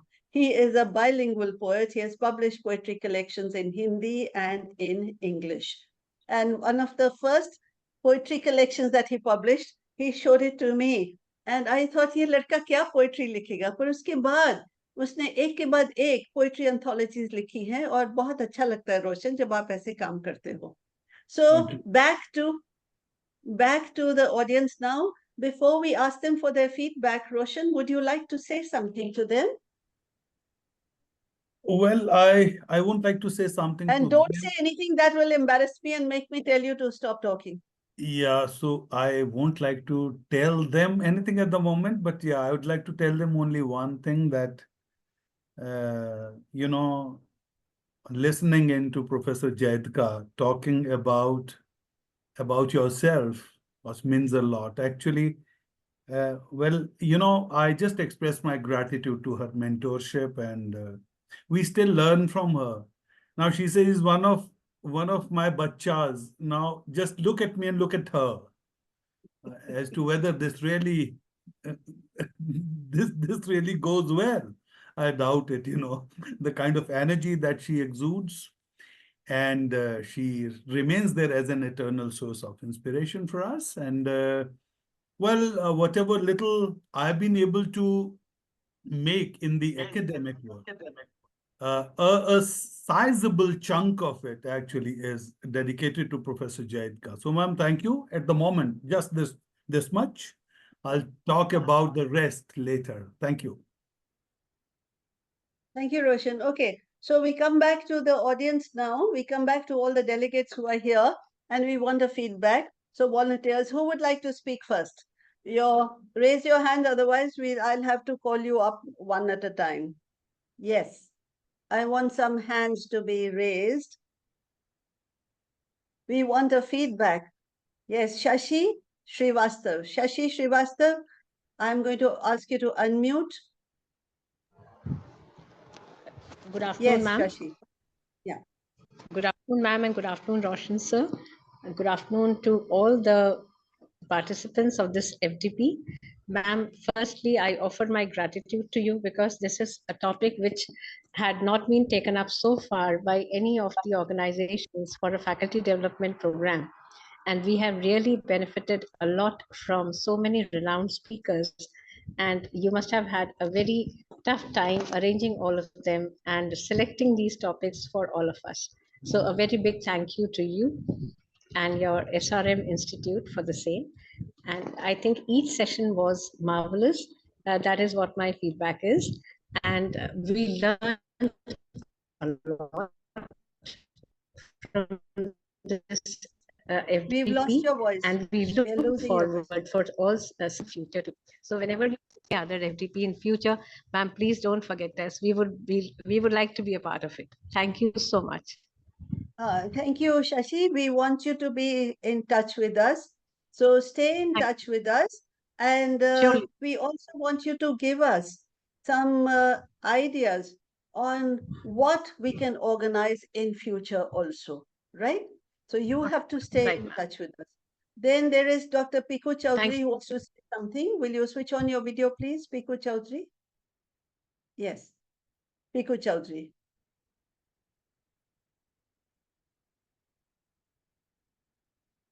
You'll have to unmute. Yeah, sorry. A very good afternoon to you, ma'am, and respected sir, and all other respected faculties of SRM University. In very short, I would like to offer my feedback. When I saw the title of the FDP, I was deeply interested because I'm interested in the area and I know very little.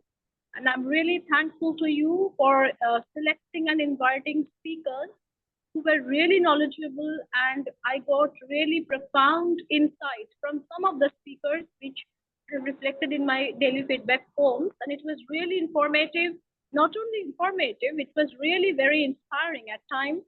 And it was nice to learn so many things and about our own culture, our own past with scriptural evidence, because they were not just talking subjectively, but there was so much reflection of deep studies.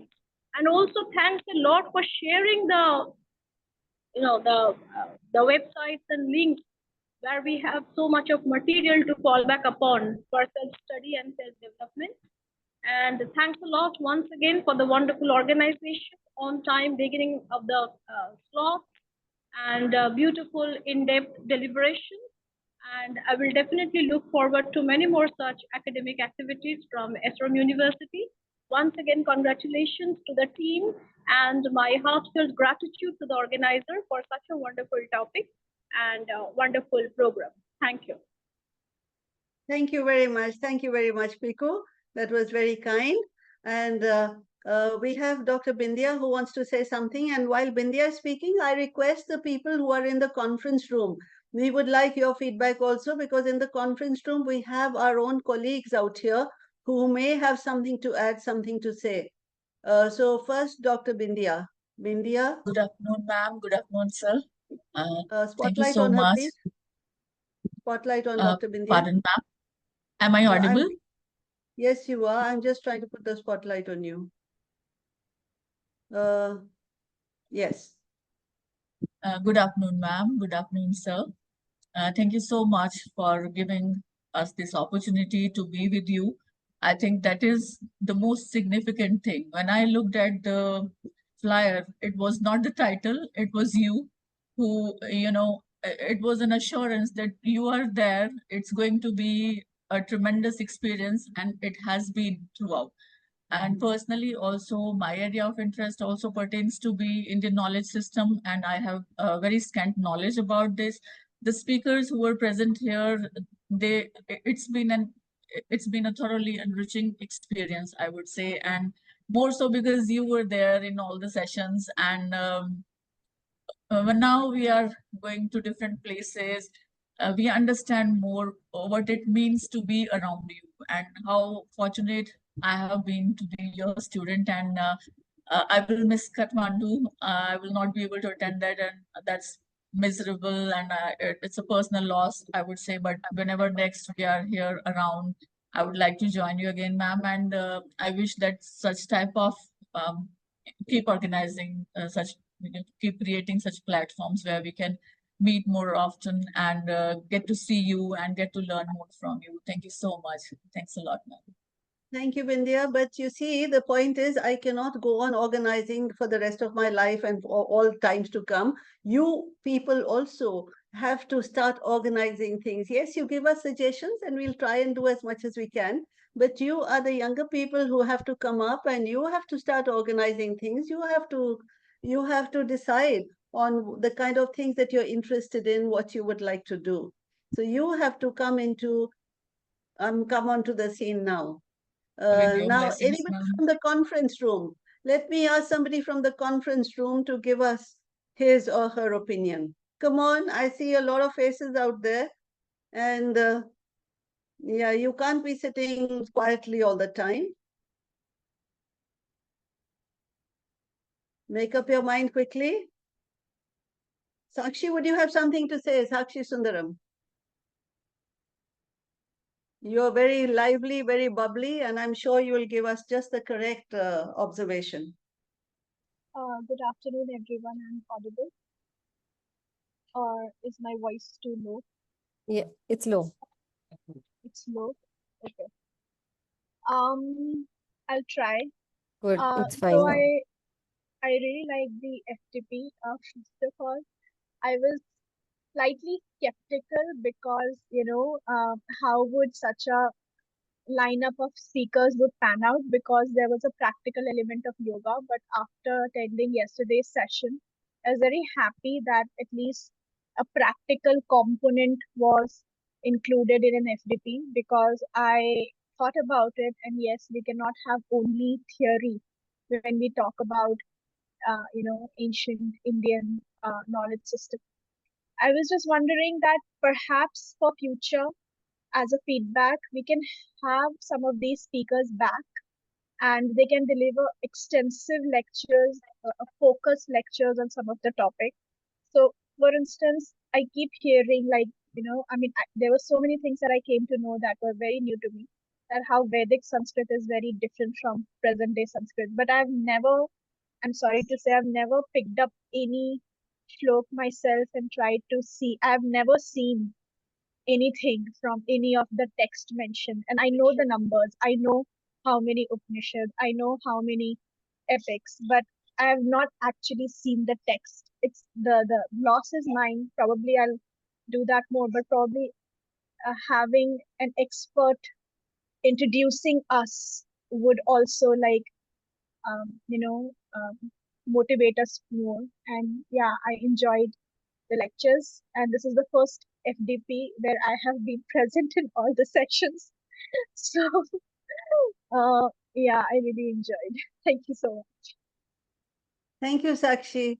And yes, we will keep it in mind, and we are waiting for your suggestions. You can always tell us what you would like, which speakers you would like to come back, and what you would like them to speak on, right?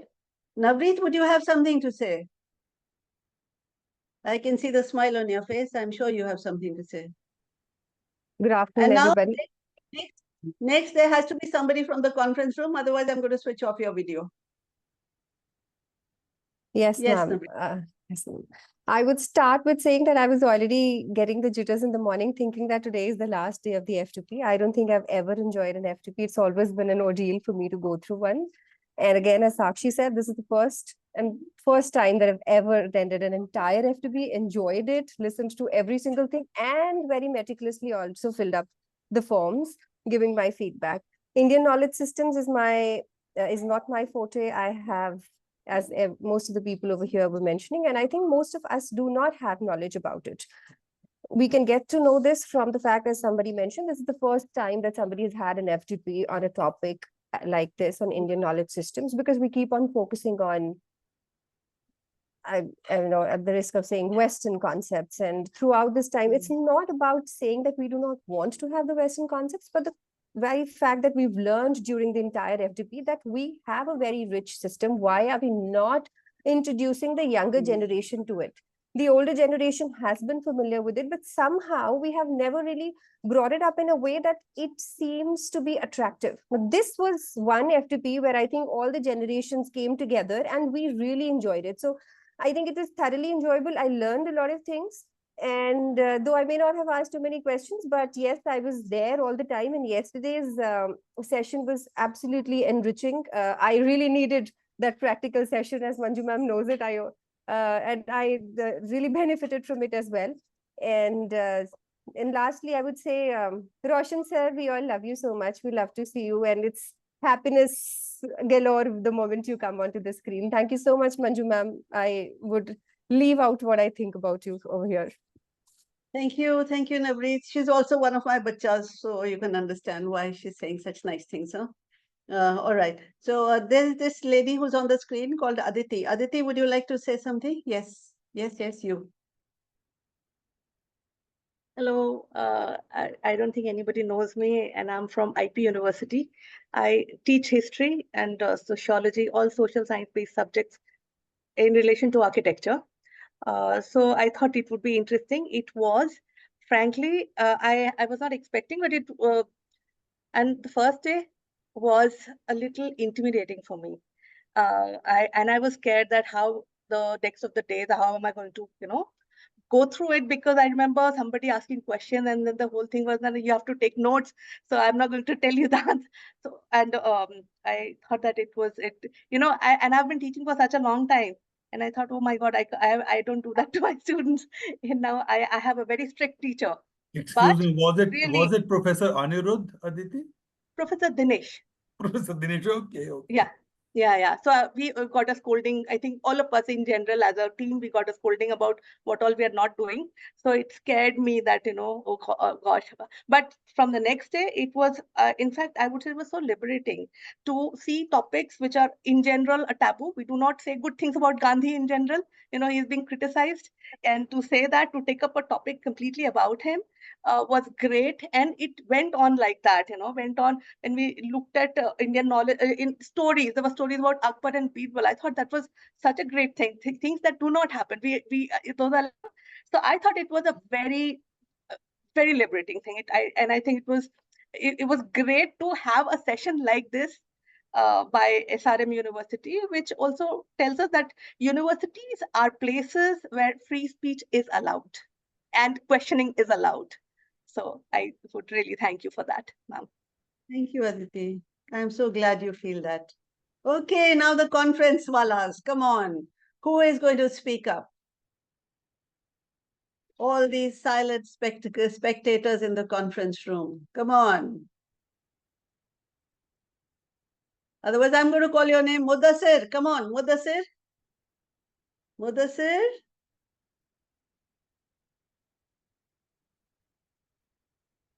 They have to be unmuted.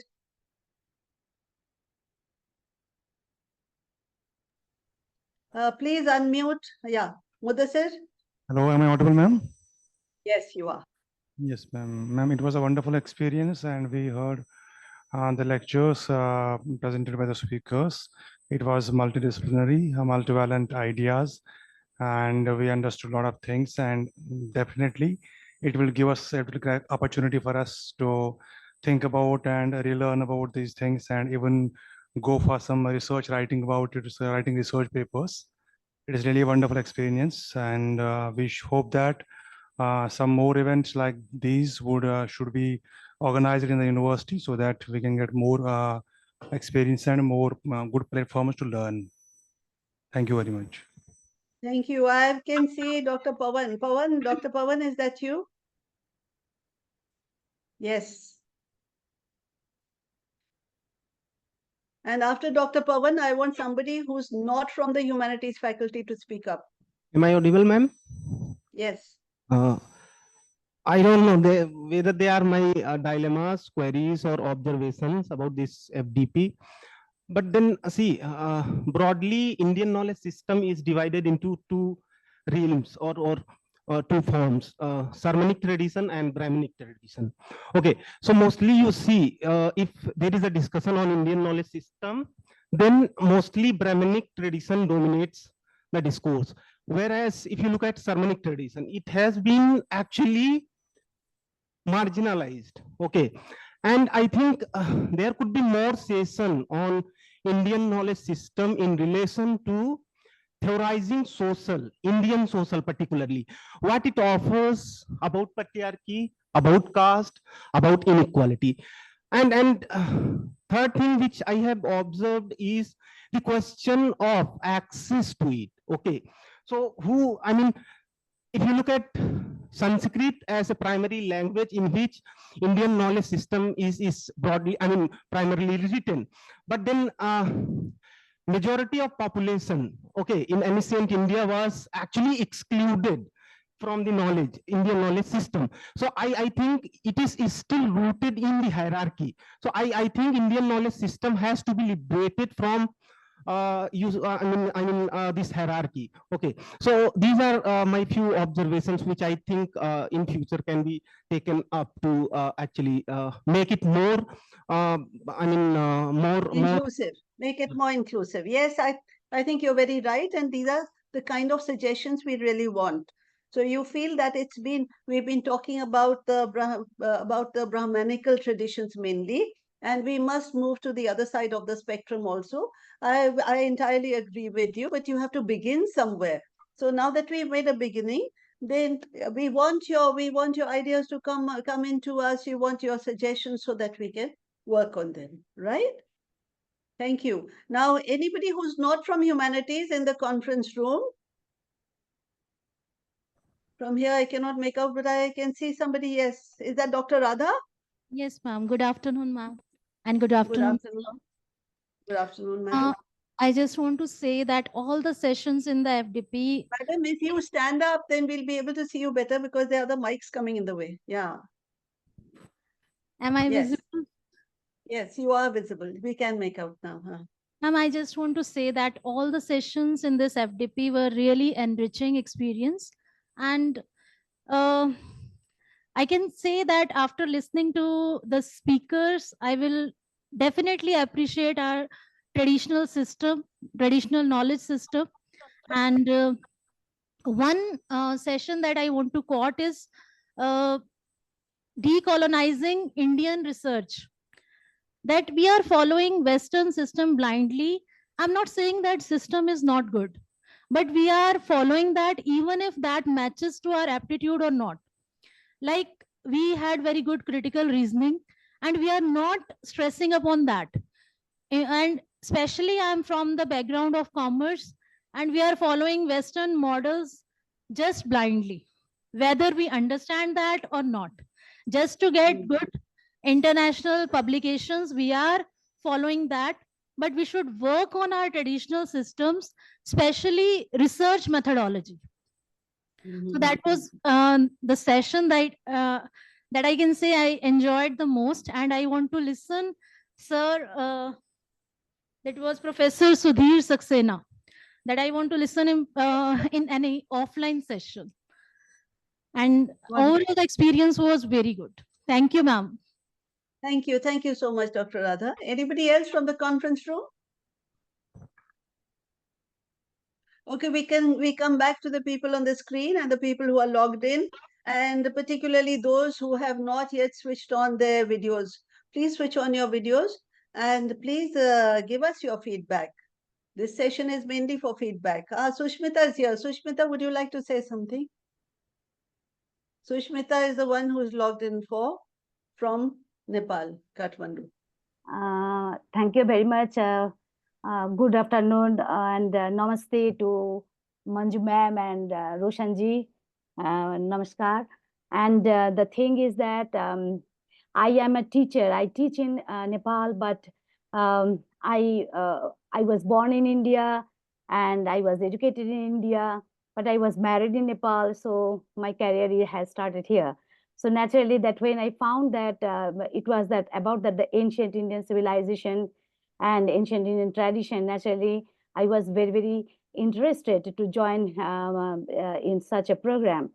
And actually, I also I have learned a lot of things that were totally unknown to me. Particularly, really, I was amazed by the speaker at the very first, Professor Dinesh Singh. Really, I enjoyed a lot. And all the things that so many unknown things have come to me.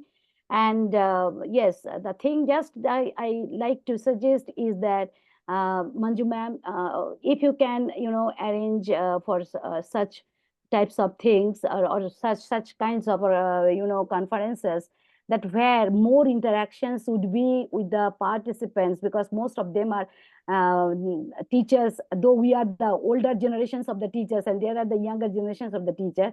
Still now that I actually like to focus to my faculties about the process of learning and teaching experiences. It's not because when we say that India and Nepal, it is not that in the category of the nationality that I like to say, but the thing is that about the Western and non-Western. So what is that the significance of the things that we have? Yes, so Sanskrit, particularly the language, and that the during their conversations that some learned speakers had talked about that the way of learning from the scripts that was engraved in that was there on the cave, and that how they had done. Really, it was so amazing to know about all these things. And just one suggestion is that today's generation, today's way of teaching, and how that these kinds of learning we can implement it in our today's pedagogy. That if we can make it, I think that it will be much more inclusive. Thank you so much. Thank you, Sushmita. And yes, we try to do that. We try and make our sessions interactive, but we can't do very much when most of the participants refuse to switch on their videos. We can't really do very much about it. Anybody else who would like to speak up? Professor Gopal, N.R. Gopal, would you like to speak up? वो छुपे हुए थे, देखो हंस रहे हैं ना. Generally, I'm so scared of getting into spotlight area, and you have been talking all these days about bringing people to that spotlight area. So I'm very much scared, and Roshan sir knows Spotlight about it. हटा देते हैं. Spotlight हटा दी. अब बात कीजिए. जी, आपका बहुत धन्यवाद है. मैं विगत एक सप्ताह से इस कार्यक्रम में भाग ले रहा हूँ. मैं ये जानना चाहता था, अभी भी मैं एक विद्यार्थी हूँ, हालांकि उम्र मेरी बहुत हो गई है, लेकिन मैं देख रहा हूँ कि आप जितने अभिरुचि के साथ इस पूरे कार्यक्रम को आपने संचालन किया है वो काबिले तारीफ है. और प्रत्येक कार्यक्रम में आप लगातार स्क्रीन पर ही दिखते रहते हैं और हर एक बात को आप नोट भी करते हैं, ये भी मैंने देखा. बहुत सारे ऐसे विषय आए जो वास्तव में हमारे लिए बहुत ही मैं भी यहाँ पर बहुत सारे नोट्स ले रहा था. और विशेष करके जैसे एक पार्टिसिपेंट ने बताया कि सुधीर सर का जो उनका वक्तव्य था वो बहुत ही अच्छा था. इस प्रकार के और भी कई विषय लिए जा सकते हैं. एक और जो कॉन्फ्रेंस रूम से जिन्होंने ये बात कही थी कि हमें कुछ दूसरे विषय भी लेना चाहिए, केवल ब्राह्मणिकल जो एस्पेक्ट्स हैं भारतीय ज्ञान परंपरा के, केवल उनको न लेकर के उन विषयों को भी लें. और आज के संदर्भ में एक और विषय जो मैं निश्चित रूप से यहाँ पर ऐड करना चाहूँगा वो है पाश्चात्य जो शोध प्रविधि है, जिसका हर जगह पर उसका बहुत ज़्यादा प्रचार है और उसको उपयोग करते हैं. भारतीय ज्ञान परंपरा में भी शोध प्रवृत्ति के बारे में बहुत गंभीर चिंतन हुआ है और बहुत गंभीर उनके पास भी प्रविधि के बहुत सारे ऐसे उपकरण हैं जिसके माध्यम से हम भारतीय समाज के संदर्भ में अगर हम शोध कर रहे हैं तो भारतीय प्रविधि का हम शोध प्रविधि का प्रयोग हम क्यों नहीं करते हैं। हम हमारा जो वातावरण है वो भारतीय है, परंतु जो मेरा उपकरण है वो पाश्चात्य है। तो इससे हम कई बार ऐसा होता है कि हमें जिस प्रकार के हम परिणाम देखना चाहते हैं वो हमें नहीं दिखता है, क्योंकि we are most of the time influenced by the Western lens that we apply on our research topics. This is ये केवल मेरा एक आग्रह है, लेकिन जहां तक इस एफडीपी की बात है बहुत ही अच्छा था। और आपने जिस मेधा के लोगों को यहाँ पर बुलाया, और मैं स्वयं अंग्रेजी विभाग में हूँ और आज हमारे जो हेड हैं रोशन सर, ये अपने आप में बहुत ज्ञानवान व्यक्ति हैं। इनके साथ रहने का मतलब ही है कि आपको बहुत अलर्ट रहना पड़ता है। अगर आप जानकार नहीं हैं तो आपको समस्या हो सकती है। तो इनसे बहुत कुछ सीखता हूँ और मैं समझ सकता हूँ कि अगर इन्होंने आपके साथ रह करके एक लंबा कालखंड व्यतीत किया है तो निश्चित रूप से आपका प्रतिबिंब मैं रोशन सर में देखता हूँ और इनके माध्यम से इनके जो शिष्य हैं उनमें भी देखता हूँ। और मैं अपेक्षा करता हूँ कि अगले जो एफडीपीज होंगे उसमें उन विषयों को भी हम जरूर लेंगे जो अभी हम जिनको छू नहीं पाए। इस एफडीपी की एक और विशेषता जो मुझे लगती है कि केवल हम थियरी तक ही न रह करके जो भारतीय ज्ञान परंपरा का जो व्यवहार पक्ष है उसको भी हमने यहाँ पर देखा है। इसके लिए मैं आपको हृदय के अंतःस्थल से धन्यवाद करता हूँ और मैं अपेक्षा करता हूँ कि भविष्य में मुझे इस प्रकार के और एफडीपीज आपके ही माध्यम से भाग लेने के लिए मिलेंगे। बहुत बहुत आभार, धन्यवाद। धन्यवाद जी, धन्यवाद जी। इसके बाद मेरे ख्याल अब रोशन जी से कहते हैं आप अपनी राय दीजिएगा। पर इससे पहले, before you start speaking, Roshan, I would like to announce to all the delegates that tomorrow at 10:30 in the morning, you need to log in. 10:30 you will log in and we will give you your test paper which you have to attempt. It's going to be a short session, and as soon as you finish doing it and you submit it, that's fine. So tomorrow 10:30 we are going to meet you. And today's report, today's feedback form, incidentally, has 2 pages. It has 2 pages because every day we've been having 2 pages. The second page, which is a feedback on this particular session, you may or may not do it. You may or may not fill it. We need your affiliations because we had asked you for your affiliations, but somebody for affiliation, she wrote BA, PhD, MA, PhD. That is not your affiliation. Affiliation is which institution you work in and which place. The place we want mentioned also, so that when we compile our final report, we are able to say that we had all these people from these institutions and from these places, right? So we can't say that we had these delegates who were affiliated to Master of MA and PhD. We can't do that, right? So anyway, let me come back to the point, reminding you tomorrow that you have to log in at 10:30. And now over to you, Roshan. Roshan, please give us your observations on what you have seen in this particular session.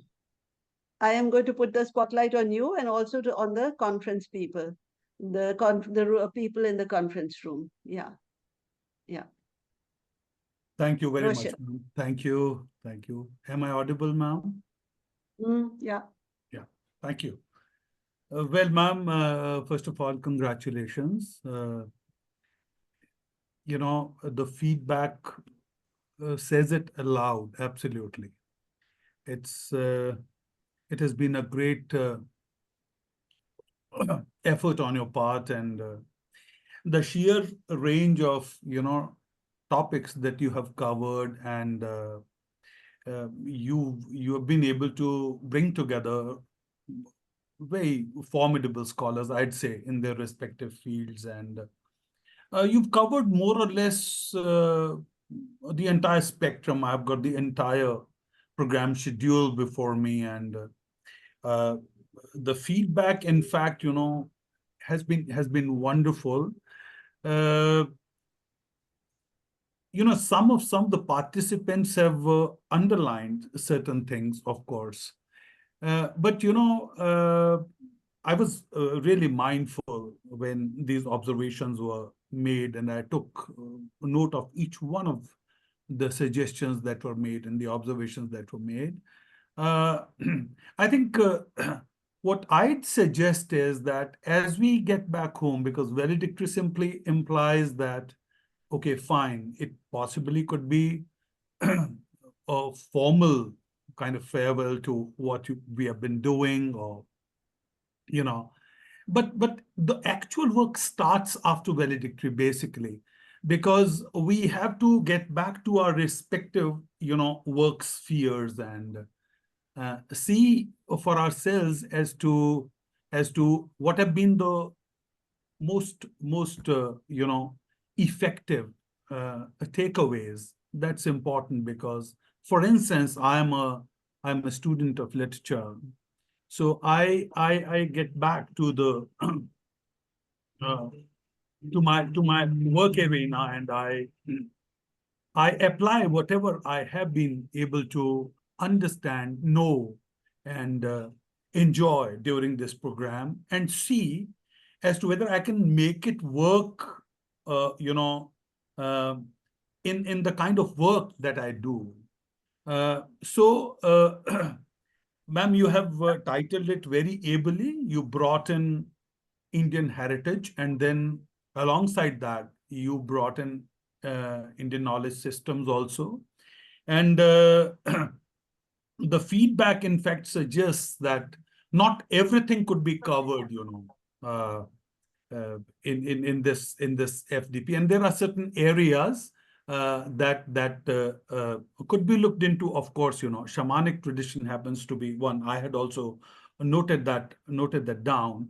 And then, you know, this was pointed out by two of the participants, Professor Gopal and one of the colleagues from SRM University, that this decolonizing, you know, decolonizing this Indian way of, you know, looking at various epistemic fields, you know, needs to be developed, you know, and rather than merely kind of dwelling on, you know, models that we have received from the West, I think the better thing always would be to, you know, dive as deep as we can, you know, into our own knowledge systems and develop strategies, develop, you know, methodologies that possibly could work for us.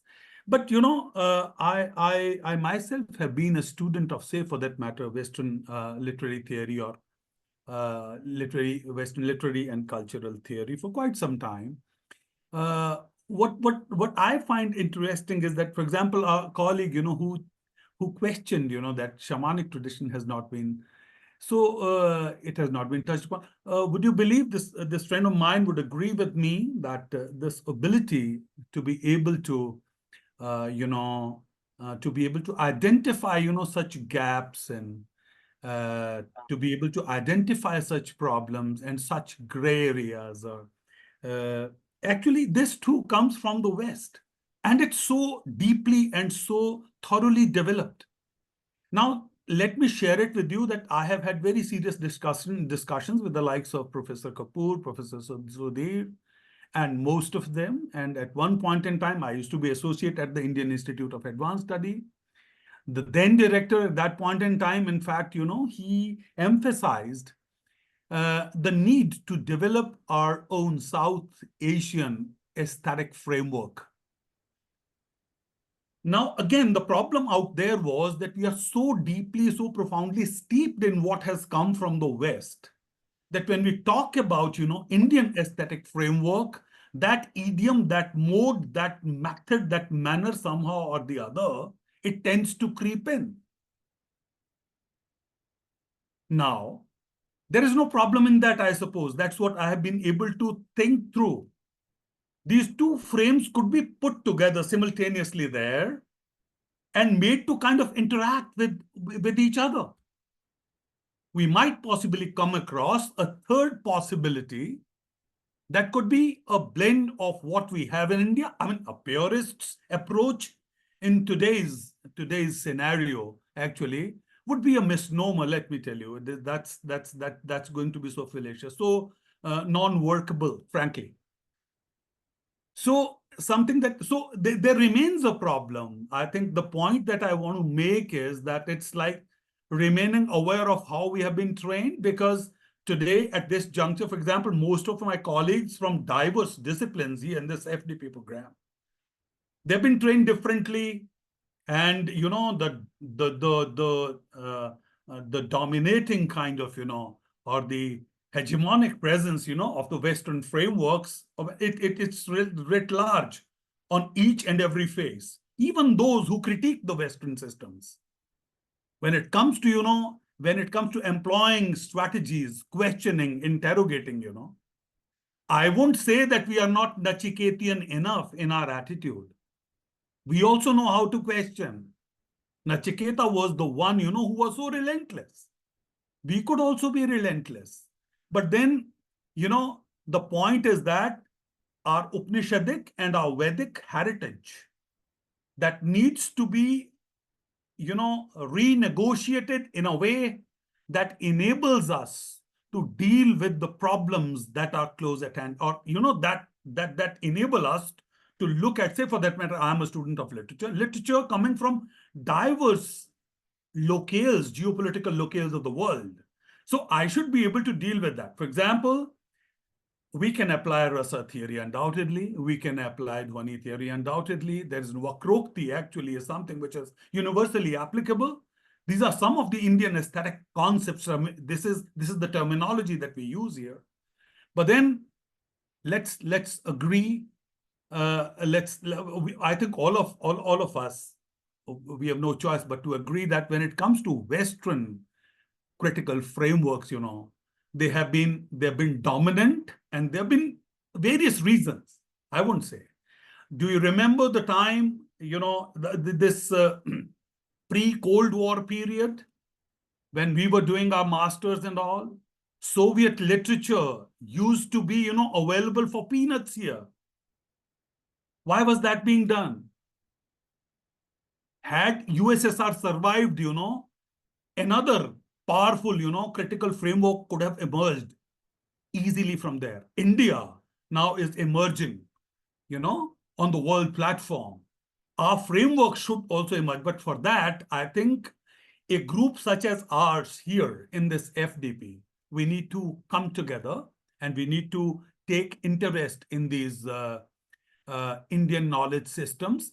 See, the point is systems could be several. We are aware of, for example, the Western knowledge systems and Eastern knowledge systems. They are comparable undoubtedly. But we are from our diverse, respective arenas. And we have to address them wherever we are. We have to matter most there. Because most of us generally understand as to what, Indian cultural heritage is. We are steeped in that, for that matter. Okay, be that philosophy, culture, cuisine, or whatever, all these markers, we are aware. And we do not we do not require any formal kind of effort to understand this.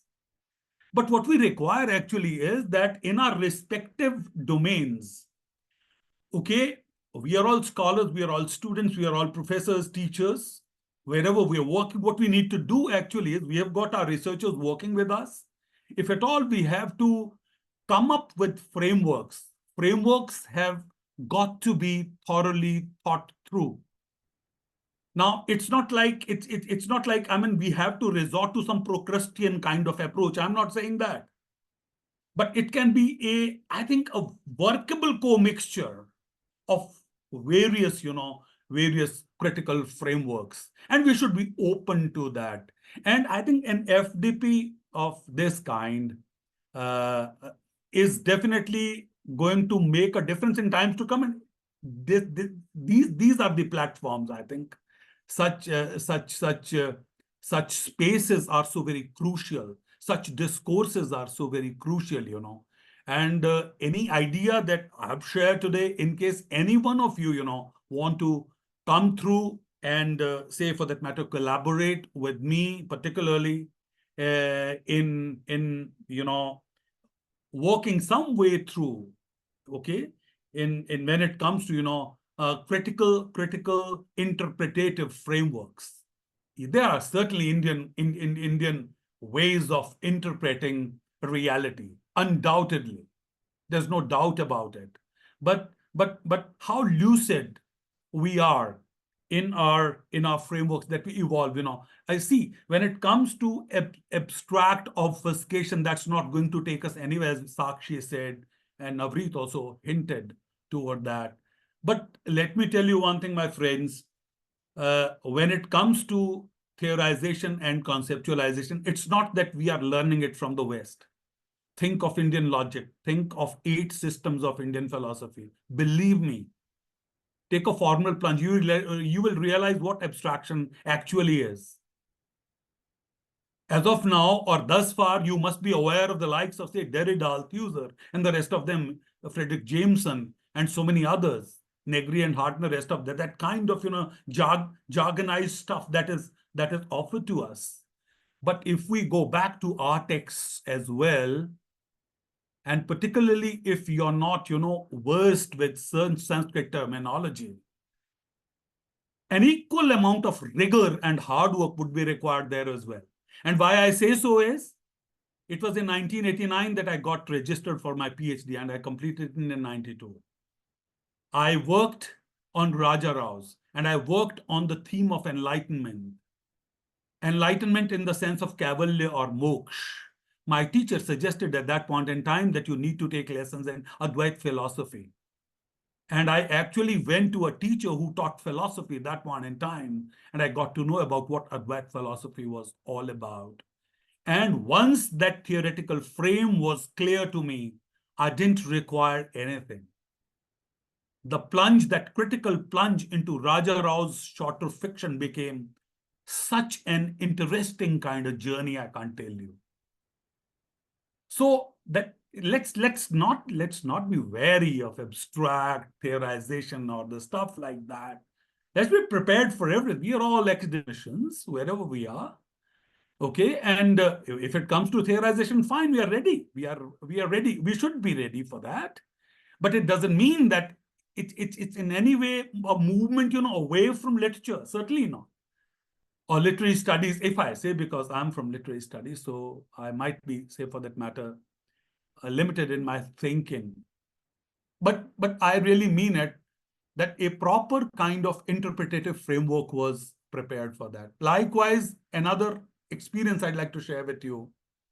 When I worked for my Fulbright project, Professor Jaitka at that point in time suggested it to me, and very painstakingly, I still remember, we had a longish session. She was interested that I should be working on American studies in India. That was such a potent field, which still holds a lot of I think, scope. But I said I was not comfortable. 1 minute. Let me just clarify. I talked about American studies in India and Indian studies in America. Because in America, they have a lot of departments of South Asian studies, SASP, South Asian Studies Program. So I wanted you to do some kind of a comparative study on how India teaches America and America teaches India. Right, ma'am. And interestingly, now we've got an interesting book, ma'am, which is titled American Veda, wherein I've forgotten the name of the writer, but he has very ably, looked into this particular aspect, this give and take between America and India. But what I resorted to was Sufic interpretations of Walt Whitman. Let me tell you, I just want to share it with you. I had to create a Sufic critical framework to analyze Walt Whitman. I did that, and they appreciated it, and that was the reason that this fellowship came my way. So I mean, the core concepts of Sufism were brought to the fore, and the entire theorization was woven around. So what I mean is that I think when it comes to IKS, when it comes to Indian cultural heritage, and when it comes to Indian thought, there is much that we can do, and such faculty development programs, ma'am, are going to take us really, really far, I'm sure.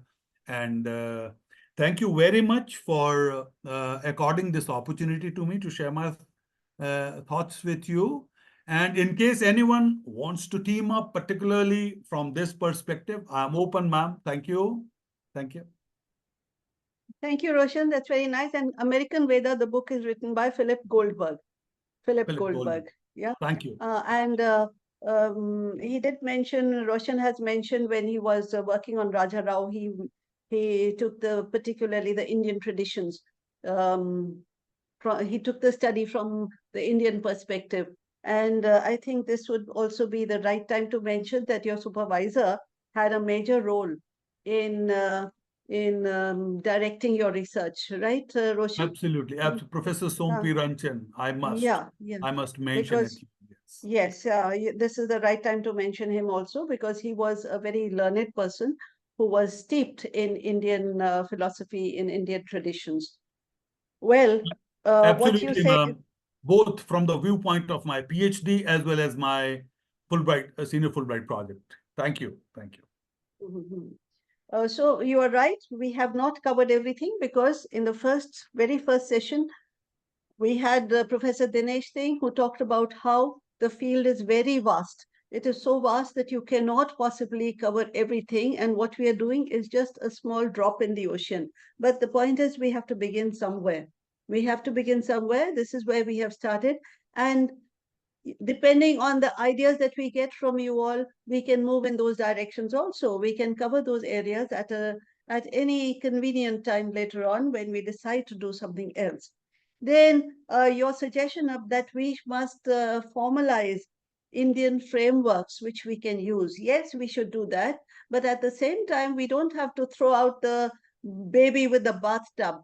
If we have been groomed in the Western tradition, well, everything does not need to be thrown out. You can retain what is useful and you can add to that. My career began with the DAV Society, the DAV institutions, Dayanand Anglo-Vedic, and they believe in taking the best from the West and the best from the East. So there has to be a summishran. There has to be something in which you can combine the best of both worlds, because they say, you might say East is East and West is West and the twain shall never meet. No, the twain shall meet and they will meet here. Absolutely. Now, with that, we need to wind up our session.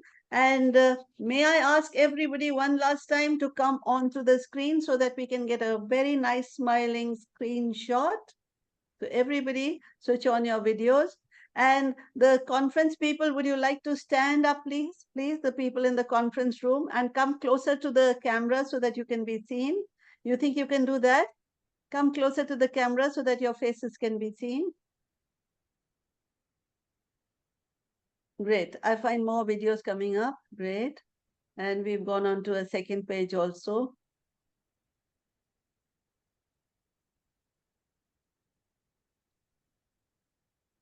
You can all come forward, conference hall guys. You can come where, who is standing right in front? Let me see. Yeah, so one nice screenshot.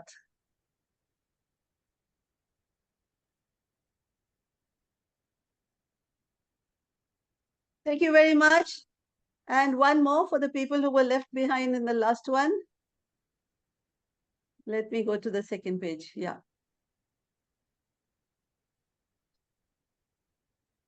Okay, great. The recorded version of this session is going to be shared with all of you. And with that, thank you very much, Roshan. You are a man for all seasons. So let's give ourselves a clap. And we are going to meet tomorrow at 10:30. Thank you, ma'am. Bye-bye. Thank you, ma'am. Bye-bye. Thank you. Bye-bye. Bye, Roshan. Thanks for being with us. Bye. Thank you, ma'am. Thank you.